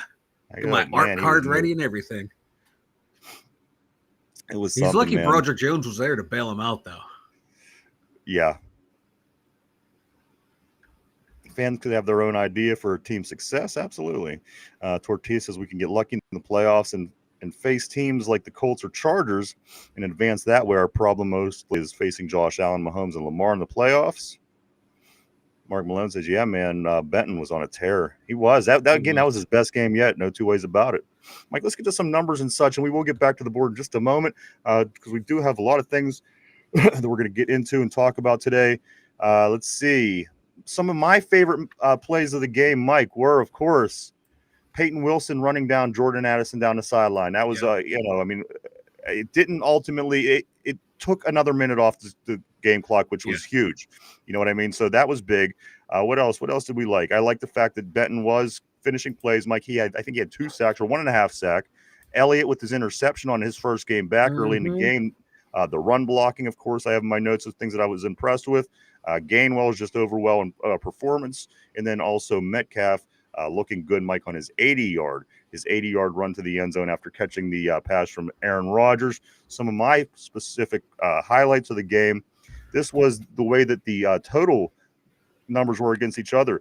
The Steelers, 313 total yards, 372 for the Vikings. Passing yards, 302 for the Vikings, 182 for the Steelers. 70 rushing yards for Minnesota, 131 rushing yards for the Steelers. 23 first downs for Minnesota, 19 for Pittsburgh. On third down, somewhat of a concern, like 4 for 10, just 40% for the Steelers on third down, but only 4 for 14 by Minnesota. 72 total plays, Mike, 53 total plays for us. They allowed 6 sacks. We allowed 2 sacks. Penalties, they had 8 penalties for 82 yards. We had 5 penalties for 32, Mike. Also, and then time of possession, 4 straight games, Mike. We have lost the time of possession this season. They had 33 minutes and 34 seconds. We had the ball for 26, Mike. Again, all 4 games, we lose time of possession. Yeah, and we had one more drive than them as well too. I think the last drive was what the kneel down, but at the end of the first quarter, time of possession was just about even. I think it's like a 20-second difference. So I was thinking, hell, it's gonna be one of those games where it's evenly matched time of possession. But a couple long drives by them, then a couple short drives by our offense. That just totally skews that number big time right there. And I like, as long as you're winning, that's awesome. But that time of possession, man, like we've talked about all year, the offense staying on the field to keep that defense rested. We need that, and we need the defense to get up and get off third down, so the offense isn't sitting there getting cold like they did at the end of the first half. So, our third down percentage on defense was awesome. Offense sucked right there, but what is concerning is the fourth down, 2 for 3. I think Minnesota was on fourth downs. That's got to stop. They got to find a way to stop giving up fourth downs. Yeah, they might be shorts, but we also given up some long fourth down plays. Absolutely. All right, look at this last, real quick on this last comment that just came through. Somber, what's up? I do want to say what's up to Somber. Met him last week on the board. I want to say welcome back. He says Peyton ran the 4.43 and Addison ran a 4.49, and it showed. Damn. It sure did. Just imagine if Peyton Wilson had another ACL. Yeah, right. Guys, okay, so here's some more stuff from the game. This is, let's see, talking about Metcalf's 80-yard touchdown reception. Mike, he had 122 yards receiving in the first half of the game. Mike, he had, which was the most for the Steelers receiver since 131 yards in a 2023 game. Let's see what else. Last 2 weeks, Mike, our defense has 11 sacks, 49 pressures, 7 takeaways. Mm-hmm. Some of the in-game injuries, guys, that weren't so serious. Eccles had cramps. If you were wondering what happened to Eccles throughout the game. Slay, Mike, he got cleated. If you were wondering what happened to Slay during the course of the game, he got cleated. Of course, both of those gentlemen did return throughout the course of the game. And the big losses are Calvin Austin III and Jalen Ramsey both being out for several games, as Coach said after the game. And they did take Calvin Austin away in an ambulance, Mike, through the game. They took him to a nearby hospital in Ireland. And again, several games, they're saying, for these two guys. Yeah. Calvin Austin, they went to the hospital because apparently there's no x-ray machine at Crook Park. Yes, correct. So that's why I was like, when I first heard he was taken to ambulance to a hospital, I'm like, holy shit, what the fuck happened to the cat? And I was like, okay. And then he put a post out too saying, like a real positive post saying he's feeling good and everything. So hopefully he's back sooner rather than later. Jalen Ramsey, if it is the hamstring injury, who knows? He's probably out 6 months, 7 months. It feels like now with the hamstring. I don't know why these hamstrings. Yeah, and then Lamar will miss half a game with his hamstring injury. Yeah, and he did get hurt as well, so that's something to keep in mind as well. We don't know the seriousness of that, Mike, but Pittsburgh rushed 14 times for 74 yards with Spencer Anderson as the extra tight end or the extra lineman or the tight end, Mike, as he again 14 times 74 yards in that situation. Benton 2 sacks. I don't know. Okay. All right. He has 2 sacks in his first 37 games of his career. He had 1.5 yesterday. Yeah. Benton 2 sacks in his first 37 games. 1.5 yesterday. Let me see. Mike, this is the 4th time that Pat Freiermuth didn't have a catch in his career for the Steelers. Just the 4th time he's had at least 1 catch in every game except for 4. In his career with the Steelers. Steelers have 15 rushing first downs through the first 3 games. They had 11 rushing first downs yesterday. Watt has 111 sacks, tied with Aaron Donald for 29th in NFL history. Not bad. Not bad. Not bad at all. And finally, what else do I have here? 5+ sacks and 2+ takeaways. In consecutive games for the first time since 2019, Mike, only 4th time in the Tomlin era. So just some interesting notes and numbers from the game. And go ahead. I'm sorry. I say no. The defense, like I said last week, man, they're starting to round into form. The defense we thought we would see making splash plays.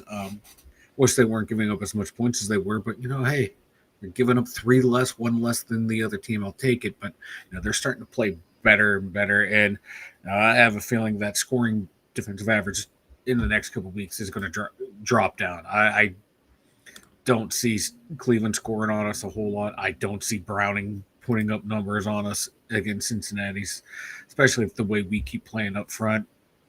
And Highsmith who should be coming back too. You start putting him in there, but I'm keeping Nick Herbig as my starting outside linebacker. He's not coming off the field. I think he is proved in the past 2 weeks that he can play all 4 downs out there if needed. He's certainly holding his own, Mike. And again, you're right. He's certainly holding his own. And as Alex Highsmith does get ready to come back, whenever that may be, that certainly it answered a lot of questions where people said, this dude isn't that good at stopping the run. Well, you know what? They've been stopping the run better the past couple of weeks since Alex Highsmith has been out of the lineup. So whatever that means, I'm not sure. We will find out though moving forward. Back on the board, Mike Tortilla says that put Rudolph in against the Browns. Mark Malone says we must improve Magnum. We must preserve Magnum. Preserve. John says, don't worry, Rodgers has the kazoo helmet to protect him, which he hates. He hates his kazoo helmet. But you know what? Every helmet has looked like that on his head. Exactly. Yeah, I'm trying to figure out what the difference is there, Aaron. They look exactly the same. Corey says we need the Browns to win and get in there and get in over their head next week. If they're not on a bye, we have them angry and riled up and going into week 6. No thanks. John says TJ beating a less than tier 1 team in the playoffs were 42% of the teams make it there is low bar for me. Tortilla says, remember when Rodgers said, or remember when we said Rodgers wouldn't have to be the superhero on offense? Yeah, we lied. Sorry, bro. Gotham needs you. Follows that up by saying a win in the playoffs is a step in the right direction, though. We aren't going to become a Super Bowl contender overnight. Christopher said Houston and Green Bay has a plethora of wide receivers. We need to trade for Freiermuth for one of them. He was the reason that field goal was blocked. Vegas says, what wide receiver could they realistically get? At this point, I'm afraid there's not many. But you know what? It's still, we're still in the timeline of the trade deadline, guys. We still have time to make trades. It isn't like there's a lot of talent that people are knocking down the door for around sitting around right now. But guys, we still have the trade. We have a quarter of the season, and we've seen what was working for us, what's not working for us, what we have, what we could possibly put up. But again, the trade deadline is still an option. But besides for that, Vegas, not really a whole lot.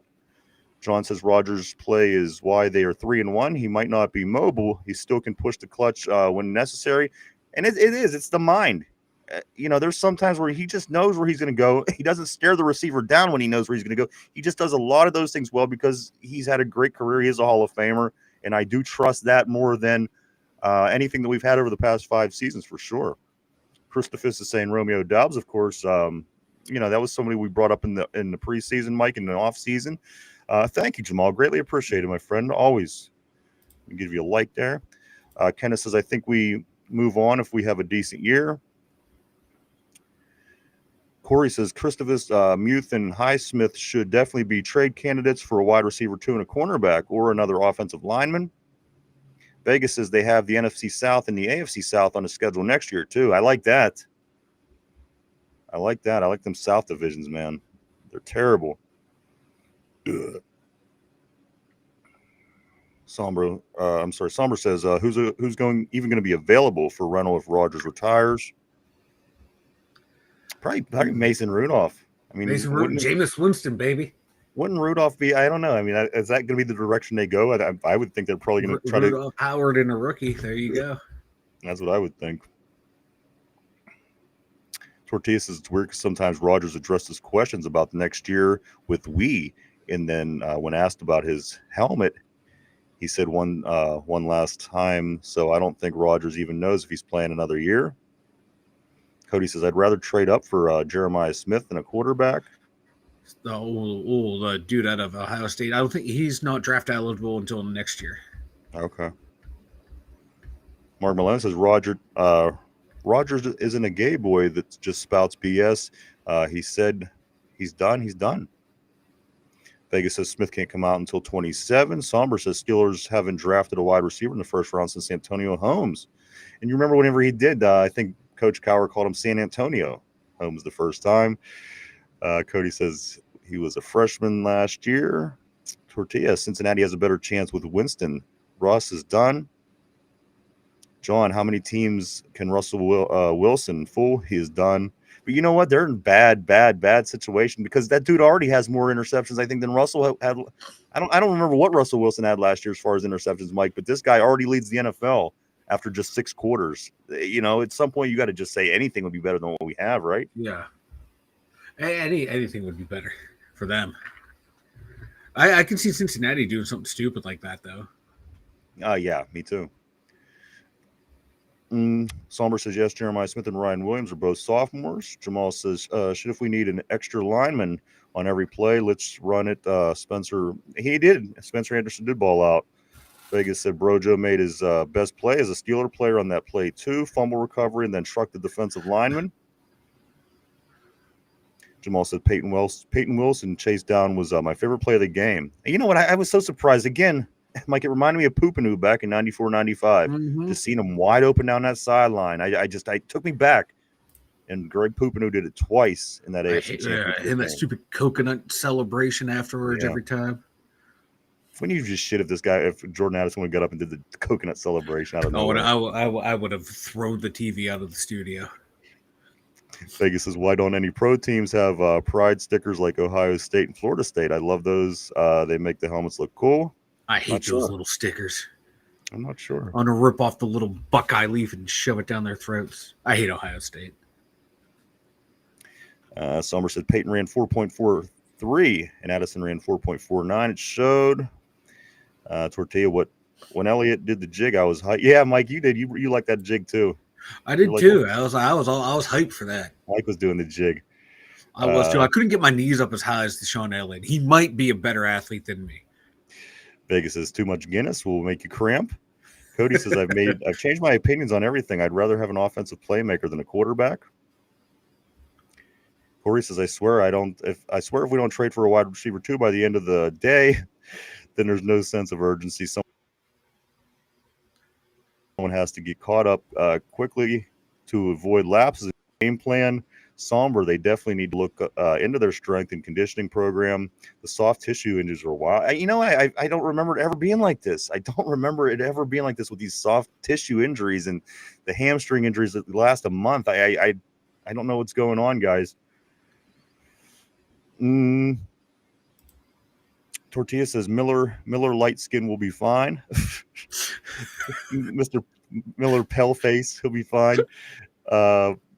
Somber says with 111 sacks and 34 fumbles, Garrett with 106.5 sacks and 24 fumbles drafted the same year. It's wild to me that people think Miles is better. But you know what? I see what they're talking about when I watch Miles play. Yeah. He's just more aggressive. He's just more of an aggressive person, and he's faster with his movements. And because I paid special attention to that in the game against Detroit. He's just a more athletic person. He's just more an athletic player. So much quicker too. Yeah. Now again, TJ's numbers are better. Yeah. But I get what they're saying. I get it. You see it when you're watching the game. It just is what it is. Myles Garrett is very athletic, and it shows. Where TJ is kind of like, I don't know. He in a sense it gets done, but it doesn't blow you away when it's happening. It's not pretty. There's no style points watching TJ Watt play. Jamal's next. This is going to be something that certainly comes up. What about Tyreek Hill? This is somebody we were just talking about until last week. Tyreek Hill's name, especially if Miami loses again tonight, which they play the Jets and they could lose again. So Tyreek Hill. They could Tyreek Hill if the Texans play tonight, right? Yeah. They lost. Oh no, they won. They beat Tennessee. But if I'm taking a look at Nico Collins down for Nico Collins would be, absolutely. I think he would be a phenomenal receiver right next to DK Metcalf. He's another big cat, 6'4", 222, really good numbers, affordable cap. Texans are falling apart down there. Do they want to blow things up? You know, their line sucks. They're getting CJ Stroud killed.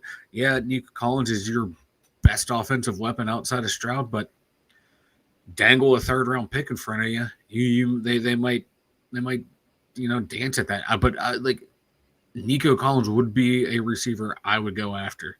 Him and DK Metcalf. Then you can start moving around a little CA3 when he gets back healthy. That's who I would go after. Tortilla saying DJ Moore as well. Vegas says watch Omar mess around and get Ayuk at the deadline. The 49ers Isn't Ayuk's leg like just still all mangled? You know what? They were lucky to even get Brock Purdy back yesterday, but they're having a lot of issues with injuries down there. I thought it was bad up here, but they're having it really rough down there.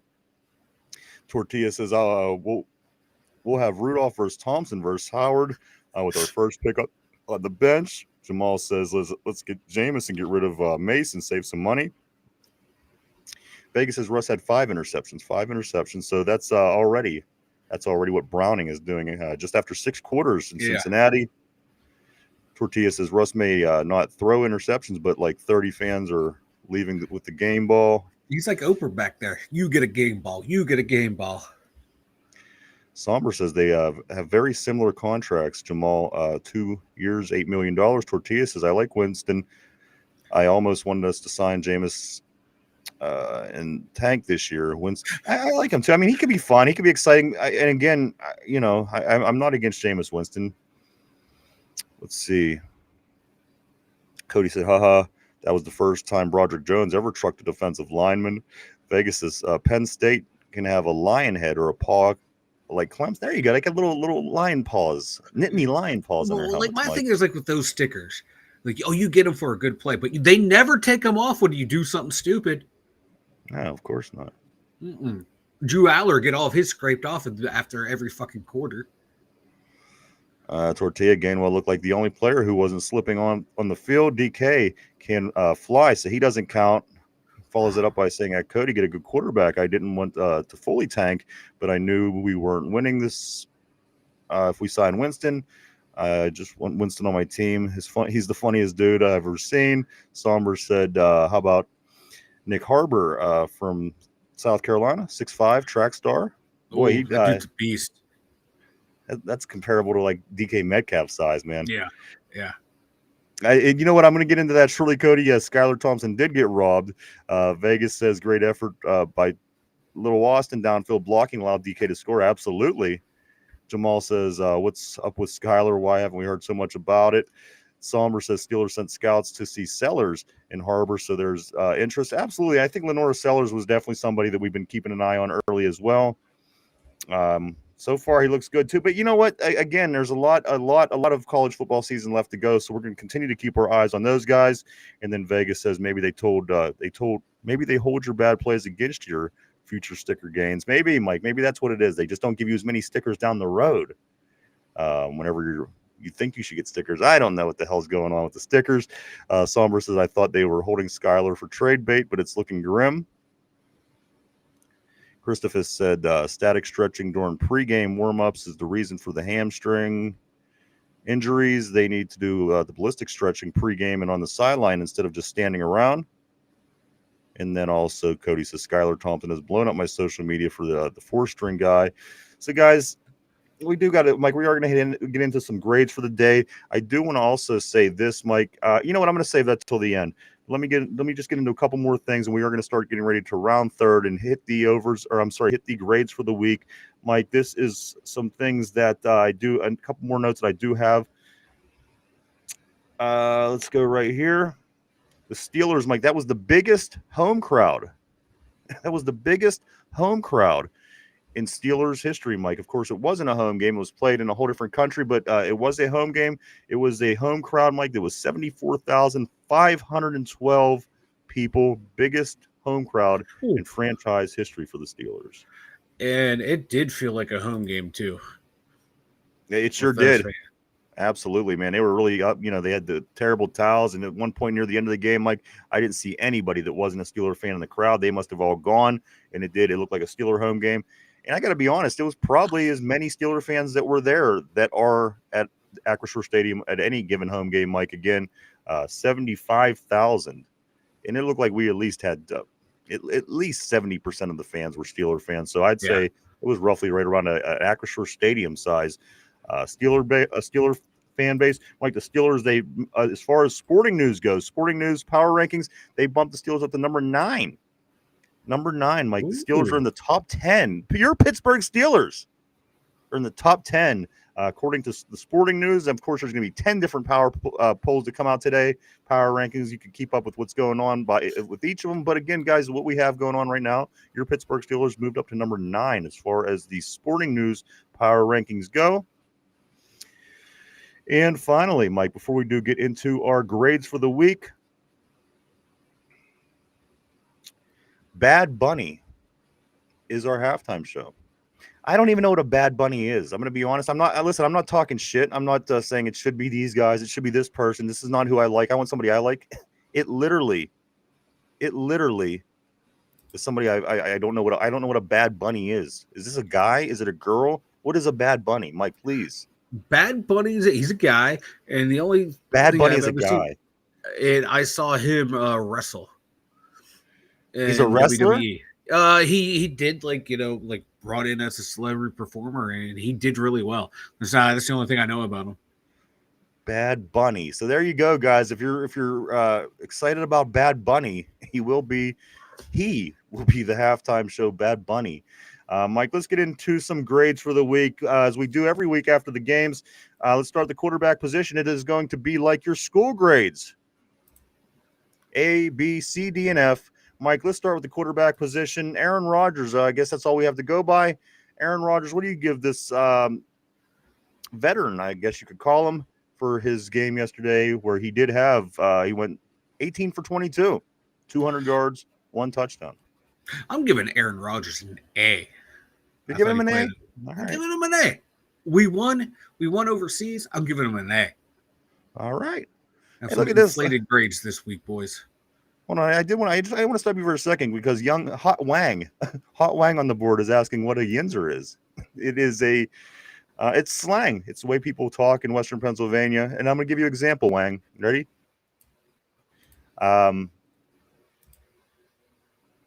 Yins are going to laugh at what Hot Wang is saying. People in Western PA don't say y'all. We do say yins. And Yins going to go to the store. Yins going to grab that money. Yins are going to get pulled over by the cops. Yins are going to get pulled over by the cops. Pittsburgh slang is what it is. Hot. But he does say go Steelers, so there you go. Hot Wang. Mike, let's get to the running backs. Kenneth Gainwell, even Caleb Johnson. Mike, this is where we're going with our grades. On the board, Richard gave Aaron an A+. Mike, we're going to go to the running backs. What do you give Gainwell and Caleb Johnson for their performance yesterday? I'm going to give these guys an A. All right. I like the way, Gainwell played. He did a lot of heavy lifting. Johnson, he had that drop, but I'm going to let that one slide. So they're getting an A. All right. Mike, let's go to the tight ends. Jonnu Smith, Pat Freiermuth, Darnell Washington, and even the tush push, the quarterback on the tush push, Mike, Connor Hayward. What do you give the tight ends for the day? They offered nothing in the passing game, but run blocking. They did a whole hell of, they did really good. Everyone but Freiermuth. Freiermuth's going to drop this grade because I thought he played one of his worst games as a pro. I'm going to give them a B+. All right. Wide receivers, Mike. DK Metcalf and Calvin Austin. I guess that's really all that was it. To go by if you're talking wide receivers. You know what? Roman Wilson did recover the onside kick. DK Metcalf had an awesome first half. You know what? Fuck it. I'm going to give him an A. How about the offensive line? Offensive line. I'm giving them an A as well. I thought this was the best game they played. It did not look like it was going to be like that early. The very first play, we're getting a sack. That first series was not pretty. Mike, you take that first sack away. The offensive line played a pretty damn good game. And they did. They did. You know, nothing too egregious that I want to be like, oh my god, why the fuck you do that? A couple times Brojo and Fotano got pressured against them. They got beat by some pretty good spin moves, and shit happens. But overall, I thought it was the best game they've played. It was a really good game for those guys. I'm going to give them an A. All right, let's jump over to the defensive side. You throw your grades up on the board, guys. The defensive side of the line, Mike. Cam Hayward, Keanu Benton, our rookie. What do you give these defensive linemen for their performance yesterday? Again, I thought they all played a really good game. Cam had a part of a deflection on the Watt interception.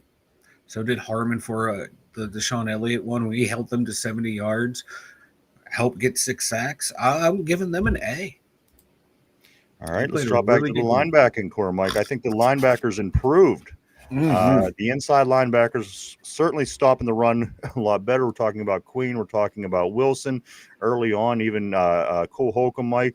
And then, your outside linebackers as well. We do include the inside and outside all together for our grades. And you could talk about TJ Watt with his interception, with his sack. And then again, Nick Herbig with the energy he brings to the game. Mike, what do you give the linebacking core for their game yesterday? I'm going to give that linebacker core. This is probably going to be way inflated, but I don't care. I'm going to give them an A+. I thought the core four were flying all over the place. I thought the communication amongst Queen and Peyton Wilson, inside backer, they were communicating well with each other. I think Wilson may have missed one on a touchdown, but I'm letting that slide because he saved another one. He played lights out. I don't give a fuck. They're getting an A+. I love the way my linebacking core was flying around all over the place. Mike, this defensive backfield. Now, this is you got to kind of say to yourself, yes, we have an improved defensive backfield. Yes, we brought over a lot of players this offseason. I mean, a lot of players in the secondary. The defensive linemen, they seem to be getting a little bit more pressure on the quarterback yesterday. The linebackers stepped it up. They shut some things down in the middle of the field that we generally don't shut down. Mike, this quarterback, Carson Wentz, still goes 30 for 46, 350 yards, 2 touchdowns. Mike, what do you give the secondary? Safeties, corners alike for yesterday. I'm going to give them a C+. There's good that we saw. But there's a lot of bad. We see a little bit of Chuck Clark goes a long way. He was the guy who he played flat in the zone when he should have been playing deep third in the zone. He did not see the hand signals going from Deshaun Elliott, and I think one of the other guys was giving hand signals to. Chuck Clark did not see him, or if he did, he read him wrong because he went to cover the same area as Deshaun Elliott and allowed him to get open. There are a couple other little breakdowns I noticed, but I'm going to give them a C+. But I thought they played not like a great game, but like the individual performances of Deshaun Elliott, Brandon Eccles, even Slay battling through, even James Pierre. He should have had the game Pierre. INT. Who was it last week, Mike? Who was it that was going on that they wanted him gone all last week? RB. Yeah. I'm surprised he wasn't here to immediately rip on little James Pierre. But I know. Like guys stepped up, but they did still give a lot of yardage. There were still some breakdowns there. So I'm going to go C+. All right, Mike, let's drop down to the special teams. We had a field goal blocked. Coverage is still looking pretty tight. We're getting better on coverage, and then also returns were average at best. Corliss Waitman, he's on pace, Mike, to have the most gross yards in a season by a Steeler punter. Mike, is way ahead, as a matter of fact. Again, this is not something that anybody really pays attention to, but this is the fact, Mike. He's been booting the hell out of the ball. Special teams, what do you give special teams? We recovered an onside kick in an important part of the game. You have to put that into consideration as well. Mike, special teams. We can go B-, one for the block. It happened on them. That was poor performance by Pat Freiermuth. The punt, the last punt we put on 4th and 1, that needed to be a nice little pooch punt inside the 10, and Waitman just kind of like tried to boom that thing out of the stadium. So that's dropping grades down to I mean, did they? I don't know what that. Why did he kick that ball so far? I don't know. Mike, I don't think that ball's landed yet. I think it is still going. I think it's still going. That... I think now it has crossed international airspace into Pakistan. Okay, there's about to be an international incident. But yeah, like you just kick that thing into the 10, coffin corner of that thing. Give one of your guys a chance. You got good hang time, so I'm going to give them a B-. Speaking of which, I seen Cameron Johnston got hurt in the game yesterday. I'm like, I don't think he's out long term, but they hit him hard. It was on a punt. Guy ran into him pretty good. And it took him a while to get up off the field. But poor Bill Burr, man, you can't catch a break. Yeah. Mike, coaching. What do we give the coaching? We talked a little bit throughout the show today. What do you give the coaching? Head coach, offensive coordinator, defensive coordinator. I'm going to roll it all into one. I'm going to go a nice little A-.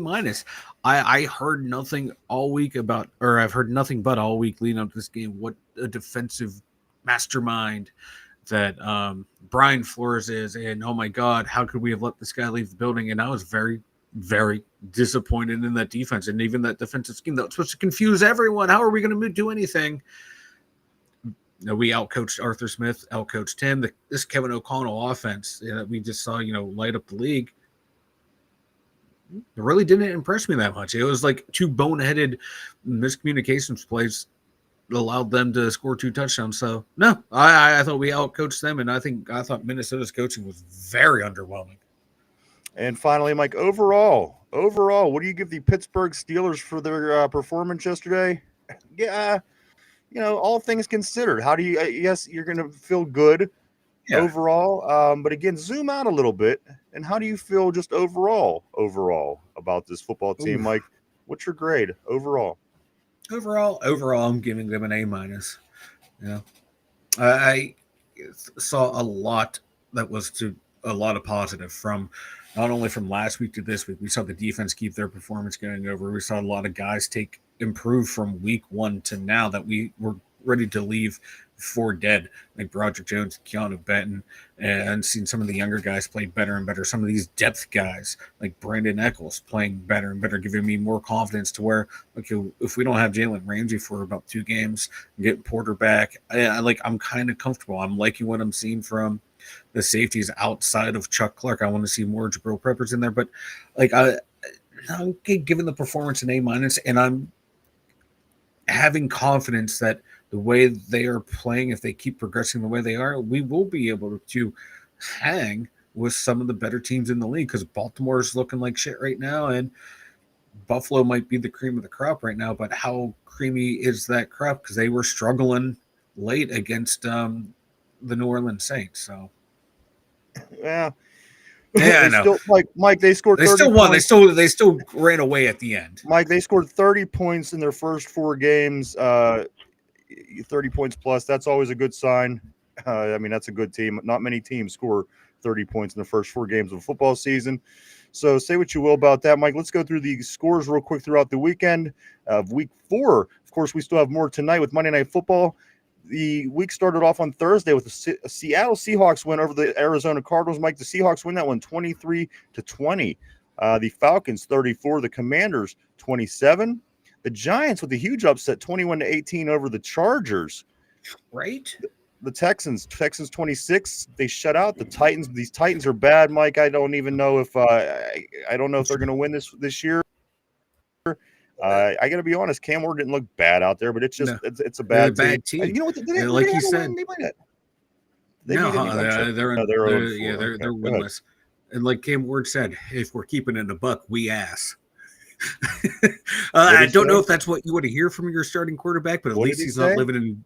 He said, if we're keeping it real, we're ass right now. And hey, at least he's self-aware. Well, they are. They haven't done anything. They're still getting shut out after 4 weeks. The Eagles, Mike, escaped a matchup between a couple of undefeated teams. The Buccaneers fall to the Eagles 31-25, knocking the Buccaneers out of the undefeated rankings. These New England Patriots, Mike, this team that we played last week, it had 5 turnovers they had committed against us, Mike. They beat the Panthers 42-13 after the Panthers with the big win last week. Buffalo 31, the Saints 19. Detroit 34, the Browns 10. Jacksonville, Mike, beats the San Francisco 49ers 26-21. The Colts, another undefeated team, Mike, that bit the dust as they fall to the Rams. The Rams win that game 27-20. The Bears, a win over the Raiders. I thought this game could have really went either way. As a matter of fact, I think most of the people picked the Bears. I think I'm going to get into those in just a second. Again, and also the Chiefs, they beat the Ravens 37-20. It was actually a lot worse than that. The Ravens scored late to make it look better than it was. And the Sunday night game, guys, it finished in a tie. The Packers and the Cowboys. I got to be honest, I didn't see that one coming, but I do know that George Pickens did have himself a good game last night. Mike, George Pickens, he had 8 catches, 134 yards, and 2 touchdowns for Mr. George Pickens down there in Dallas. So he had a big night. The game resulted in a tie. The Packers 2-1-1, and the Cowboys fall to 1-2-1 as we move into week 5. And we do have a couple games tonight, guys. So Monday Night Football, 2 football games. One of these games starts at 7:15. The other one starts at 8:15. The first game, Mike, is AFC teams. That's the Jets at the Dolphins. The Jets traveling down to play the Dolphins. That's a 7:15 start in our this game that could ultimately keep us in first place all by ourselves is the Bengals at the Broncos. Bengals lose tonight, Mike. We get a whole game lead in the division. We'll be up on the Bengals plus the Browns and the Ravens both sitting in the basement with 1-3 records. So I'm rooting for them Broncos tonight to get this win, Mike. So we could just be sitting in the half. And here's another thing about that: we can't be knocked out of first place next week. If the Bengals would win, they would only move up a half game on us because we wouldn't be playing. So no matter what, when we do play in 2 weeks against Cleveland, we'll be going into that game in first place, guys, with our 3-1 record, coming off the bye, hopefully getting healthy. We know that we are going to be losing a couple of guys for a few weeks, but Mike, again, a lot of things that are going in our favor. Again, get it while the getting's good. You got to win the games that you should win. Get ready for these Browns. Do whatever it takes over the next 2 weeks, but be sure you beat the Browns when you come home in 2 weeks. Fuck yeah. Win that shit. And like you said, hopefully the teams that are playing, they lose, and we just keep moving up the AFC North standings. Because right now, we are the number 2 team in the AFC. We are number 2 behind Buffalo. Guys, this is what you know what happened last year when we were number 2. We were 10-3. We were the number 2 seed briefly, and we lose 5 games in a row. So you know what's coming up, boys. Yeah. Brace for impact. Don't say that. A lot of good grades here. I'm seeing the guys on the board. Let me move down a little bit below the grades. Yes, Sommer Payton definitely did have a bounce back game. Let's try to scoot along just for time reasons, guys. You guys were awesome on the board today. And again, you were really reacting, and then also being on my little screen, Mike, that didn't allow me to keep up as much as I wanted to, because I'm constantly fighting with this small screen. Let's see. I'm going to come down here more closer to the end. Aaron, what's up, brother? Always great seeing Aaron on the terrible board. Aaron says keep both. Too many injuries in season. Vegas says Highsmith's contract is great for the position in the cap. Somber, I wonder if he crashed out after the tie. You know what? Pickens might. I don't know what the hell's going on with him, but it was a fantastic performance, and I don't think that CD Lamb played, so he needed to step it up, and he did. He did too, big time. Big time. Tortilla says Pickens threw a whiteboard at a child after the game. I didn't see that. Did he really? Derrick Henry's a crybaby. Cody says this. It's sure seeming that way, isn't it? I never got that impression from him early until he's a Raven. I'm starting to see it more and more from Derrick Henry. Somber says, I take Waddle from you straight up. They need a tight end. We need a wide receiver. You know what, Mike? We were talking about maybe, somebody. Yes. I mean, come on. I'd take Waddle in a second, right? Shit, man. We're taking all the Miami Dolphins. I mean, we're going to be the Dolphins before we know it, guys. Hopefully we can be as good as they were are. worried about being the Atlanta Falcons. Now we're going to be the Miami Dolphins. But I would take Jalen Waddle. Hell yeah.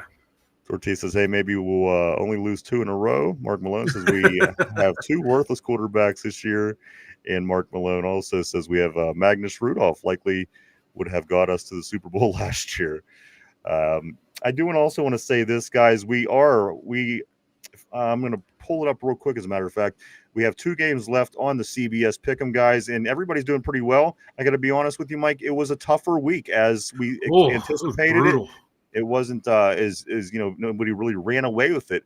But let me, just a second, I can get into the scoreboard and give you the highlights or the updates on that. Then we are going to start getting ready to wrap the show up today, Mike. And matter of fact, in the meantime, while I'm pulling this up, why don't you tell everybody about the website? The2dumyinzers.com. If you're new here, if you're still here, man, go over there and follow us on all our social medias. We keep driving that engagement, buddy. We really appreciate it.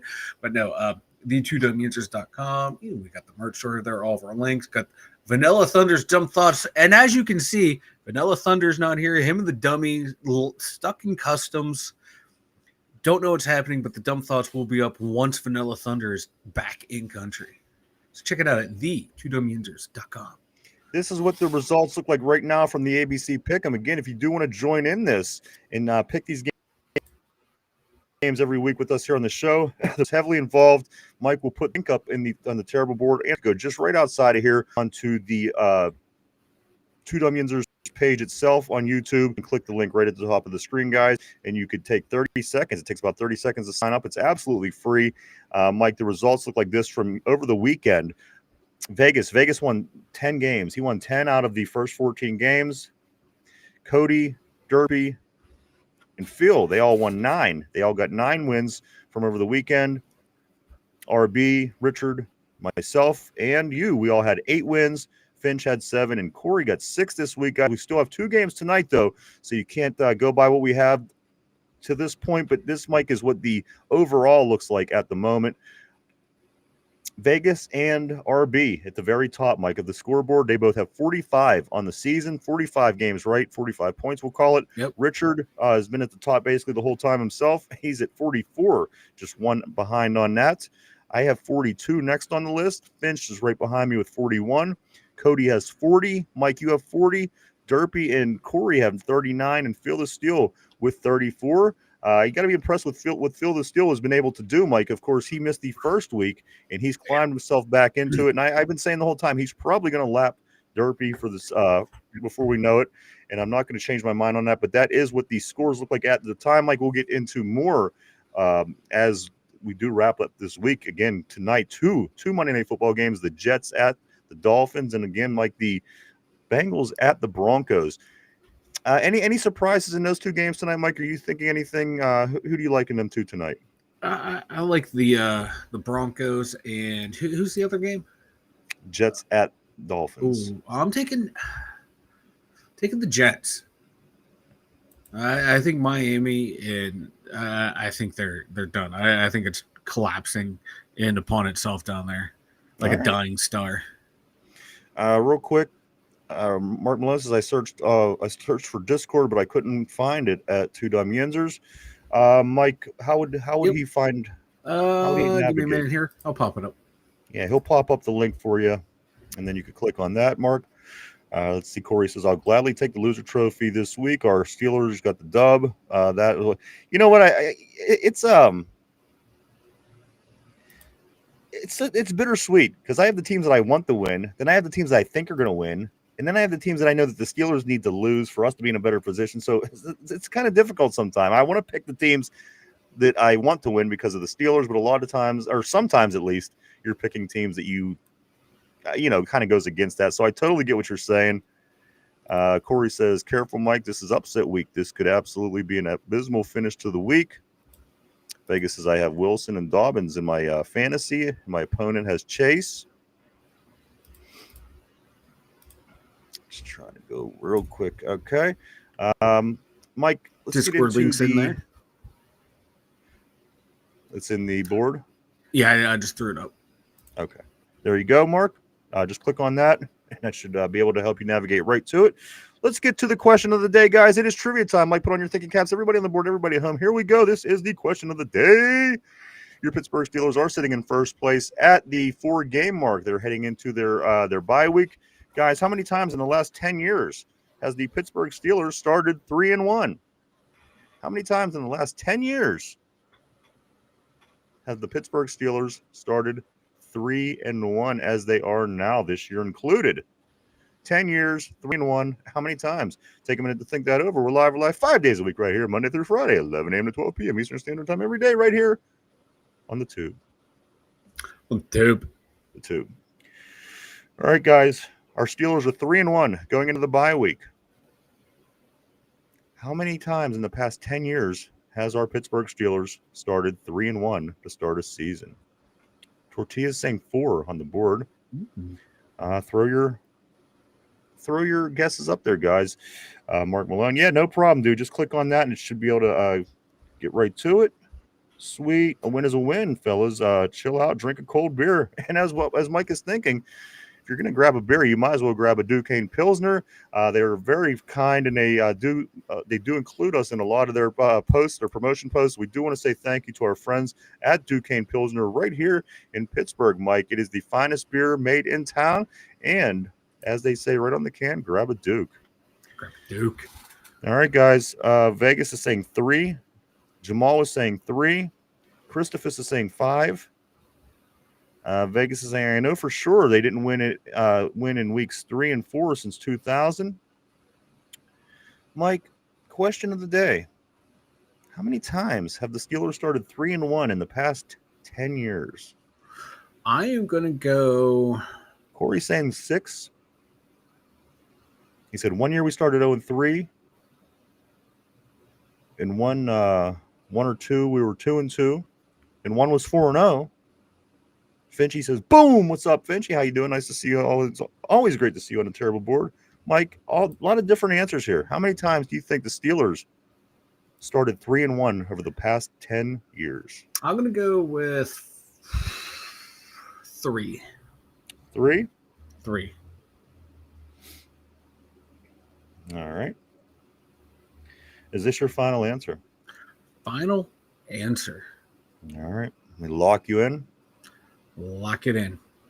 All right, guys. Your Pittsburgh Steelers are 3-1. How many times have they been 3-1 over the past 4 years to start a season? Mike says 3. A lot of different answers on the board. I do want to say over that time period, they were 4-0 once to start the season. But that's not the question. The question is how many times were they 3-1 to start a season as they are this year? Mike says 3. Guys, the final answer on that, of course, is 4. 4 different times over the past 10 years, the Steelers started. Could be better, could be worse, guys. We'll take it. Aaron says 10. Okay, 5 times out of 10. Gotcha on that one. A couple of things, guys, I do want to say. If you haven't had the chance, go check us out on any of our social media platforms, guys. We are all over the place. We're on Facebook. We're on X, formerly known as Twitter, Instagram, Threads, and even TikToks. Swing by, just hit the follow button. Keep up with the 2 Dum Yinzers are up to on a day-to-day basis. Also, if you haven't had a chance, hit the like, hit the subscribe, and share button down below. It helps us out. We greatly appreciate it. And Mike, again, Steelers off. We have time to get healthy. It doesn't help for the 2 guys that we lost yesterday, which is unfortunate. You would like that to kind of, be time that you could get Austin back and get Ramsey back. That's not the case. Mike, they're going to be out quite a few games from what we know so far, but a couple other guys could be coming back. And Mike, of course, in the secondary, you also have your Beanie Bishop option. You do have your Corey Trice option now again. So there's help out there. Yeah, it isn't like we're down and out. I mean, we have options. They're not the greatest options, but we do have some people that Beanie again played a lot last year. Mike, he had quite a few interceptions last year, and again, we like Corey Trice's size. So, we have a little bit, guys. So we're going to continue to try to get healthy. We're going to continue to get ready for the Browns. And tonight we are going to continue to wrap up this week. The Dolphins, they do host the Jets. And again, the Broncos do host the AFC North rivals of ours, the Cincinnati Bengals. Again, this will leave us in first place all by ourselves if the Bengals go down there and lose tonight, which I think is going to be the case, Mike. I really do. I think Detroit at some point has to pick up their pace and become that team that they became last year when they were finding ways to win football games. Yeah, I think they will. The team has a lot of talent up there. Absolutely. Hopefully, though, they forget how to play when we play them. Right. Let's see. Tortilla says Vanilla Thunder looked like he looked it up and he still got it wrong. I was thinking the same thing. I was trying to get the Discord shit for I was really expecting them to get the right answer, but funny stuff. Man, I can't win with y'all. No, Mike, you can't. Also, a couple of things. Yes, Skylar Thompson did. He got jumped, apparently. He got robbed, as far as what I know. Previous to the game, it must have been the night before, maybe. maybe Saturday, whatever it was, but he did. Skylar Thompson got robbed, and he had injuries due to being robbed. So I'd like to know what the hell really went down. I mean, you get robbed. Usually they point a gun at you, they take your shit, and they run. He had injuries. So we're still all kind of hoping to hear some more on that, as Skylar Thompson did get robbed in Ireland. You know, they always tell you, be careful when you get down to Mexico City to play. You don't get involved in violent situations. Who would have thought going to Ireland is where you get robbed? But there you go, guys. They get robbed in Ireland. Yeah. I just pictured the scene in Train Spotting when they pull the obvious tourist into the bathroom and beat him up and steal all of his money. Yeah. That's what I can see him coming in there with cameras. Hi, guys. Tortilla was saying Rooney set Thompson up to be set Thompson up to keep him on the IR. Let's see. That was a lot of math to do so far.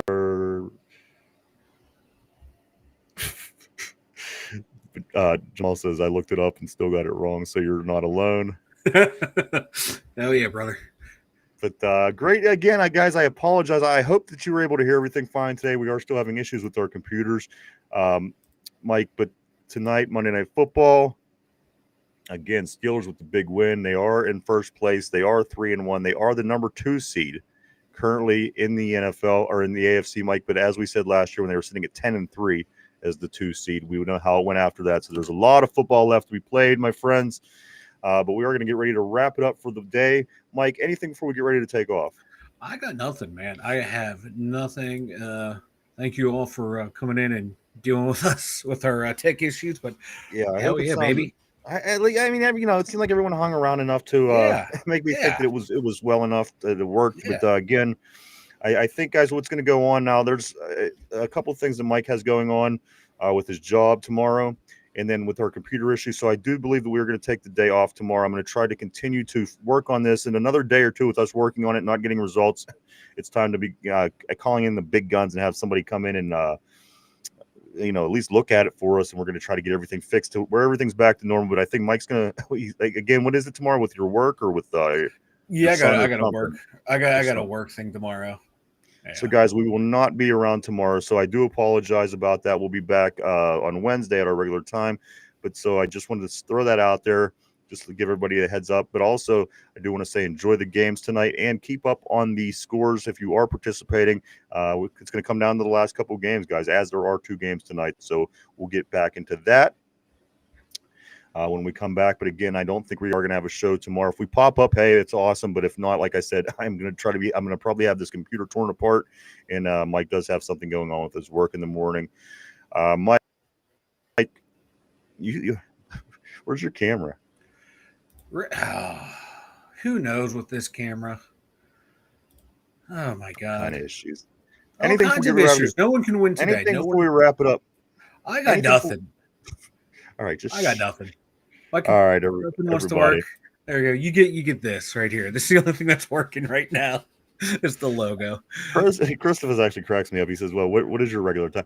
Technically, our regular time is 11 o'clock. But by time that a lot of times, by the time we get everything started that we need to, it's more close to 11:30. So basically, anytime between 11 and 11:30 is officially the start time in our regular time. But that is actually kind of funny because we really don't have a start time. Let's see if I want to make sure I'm not missing anything. I missed a lot, and again, I do apologize, guys, because we are having issues. I'm going off my phone screen instead of usually the big screen right here in front of me. It's taking me a little longer to get through, but I think that's it for the day. Again, thank you so much, everybody. Mike, anything before we go? No, have a good show, everyone. Absolutely. Or have a good day, everyone. This was a great show. My God, I can't even end it properly. Thank you, Christopher. But yeah, it's technically 11, but it's been more like 11:30. So that be what it is. I think that's it, Mike. If that's everything for you, speak now, forever hold your peace. Thank you, everyone. All right, guys. Thank you so much again. We will see you on Wednesday more than likely. Mike's got something to take care of tomorrow.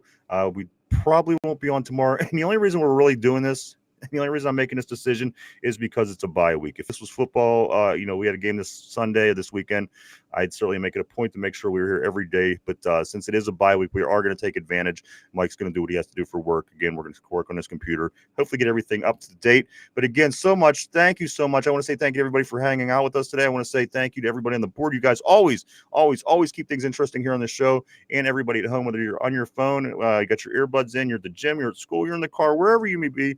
Thank you too. Guys, again, have a great day. Enjoy Monday Night Football. Keep your eyes on these scores because, again, we're trying to find out who wins on the CBS Pick'ems. We'll get into that as we come back. Again, for Mike in the Steelers Central Mobile Studio, for myself and the two Dum Yinzers, everybody have a great Monday, and we'll see you in a couple days. Thank you so much. Have a good one. Bye-bye.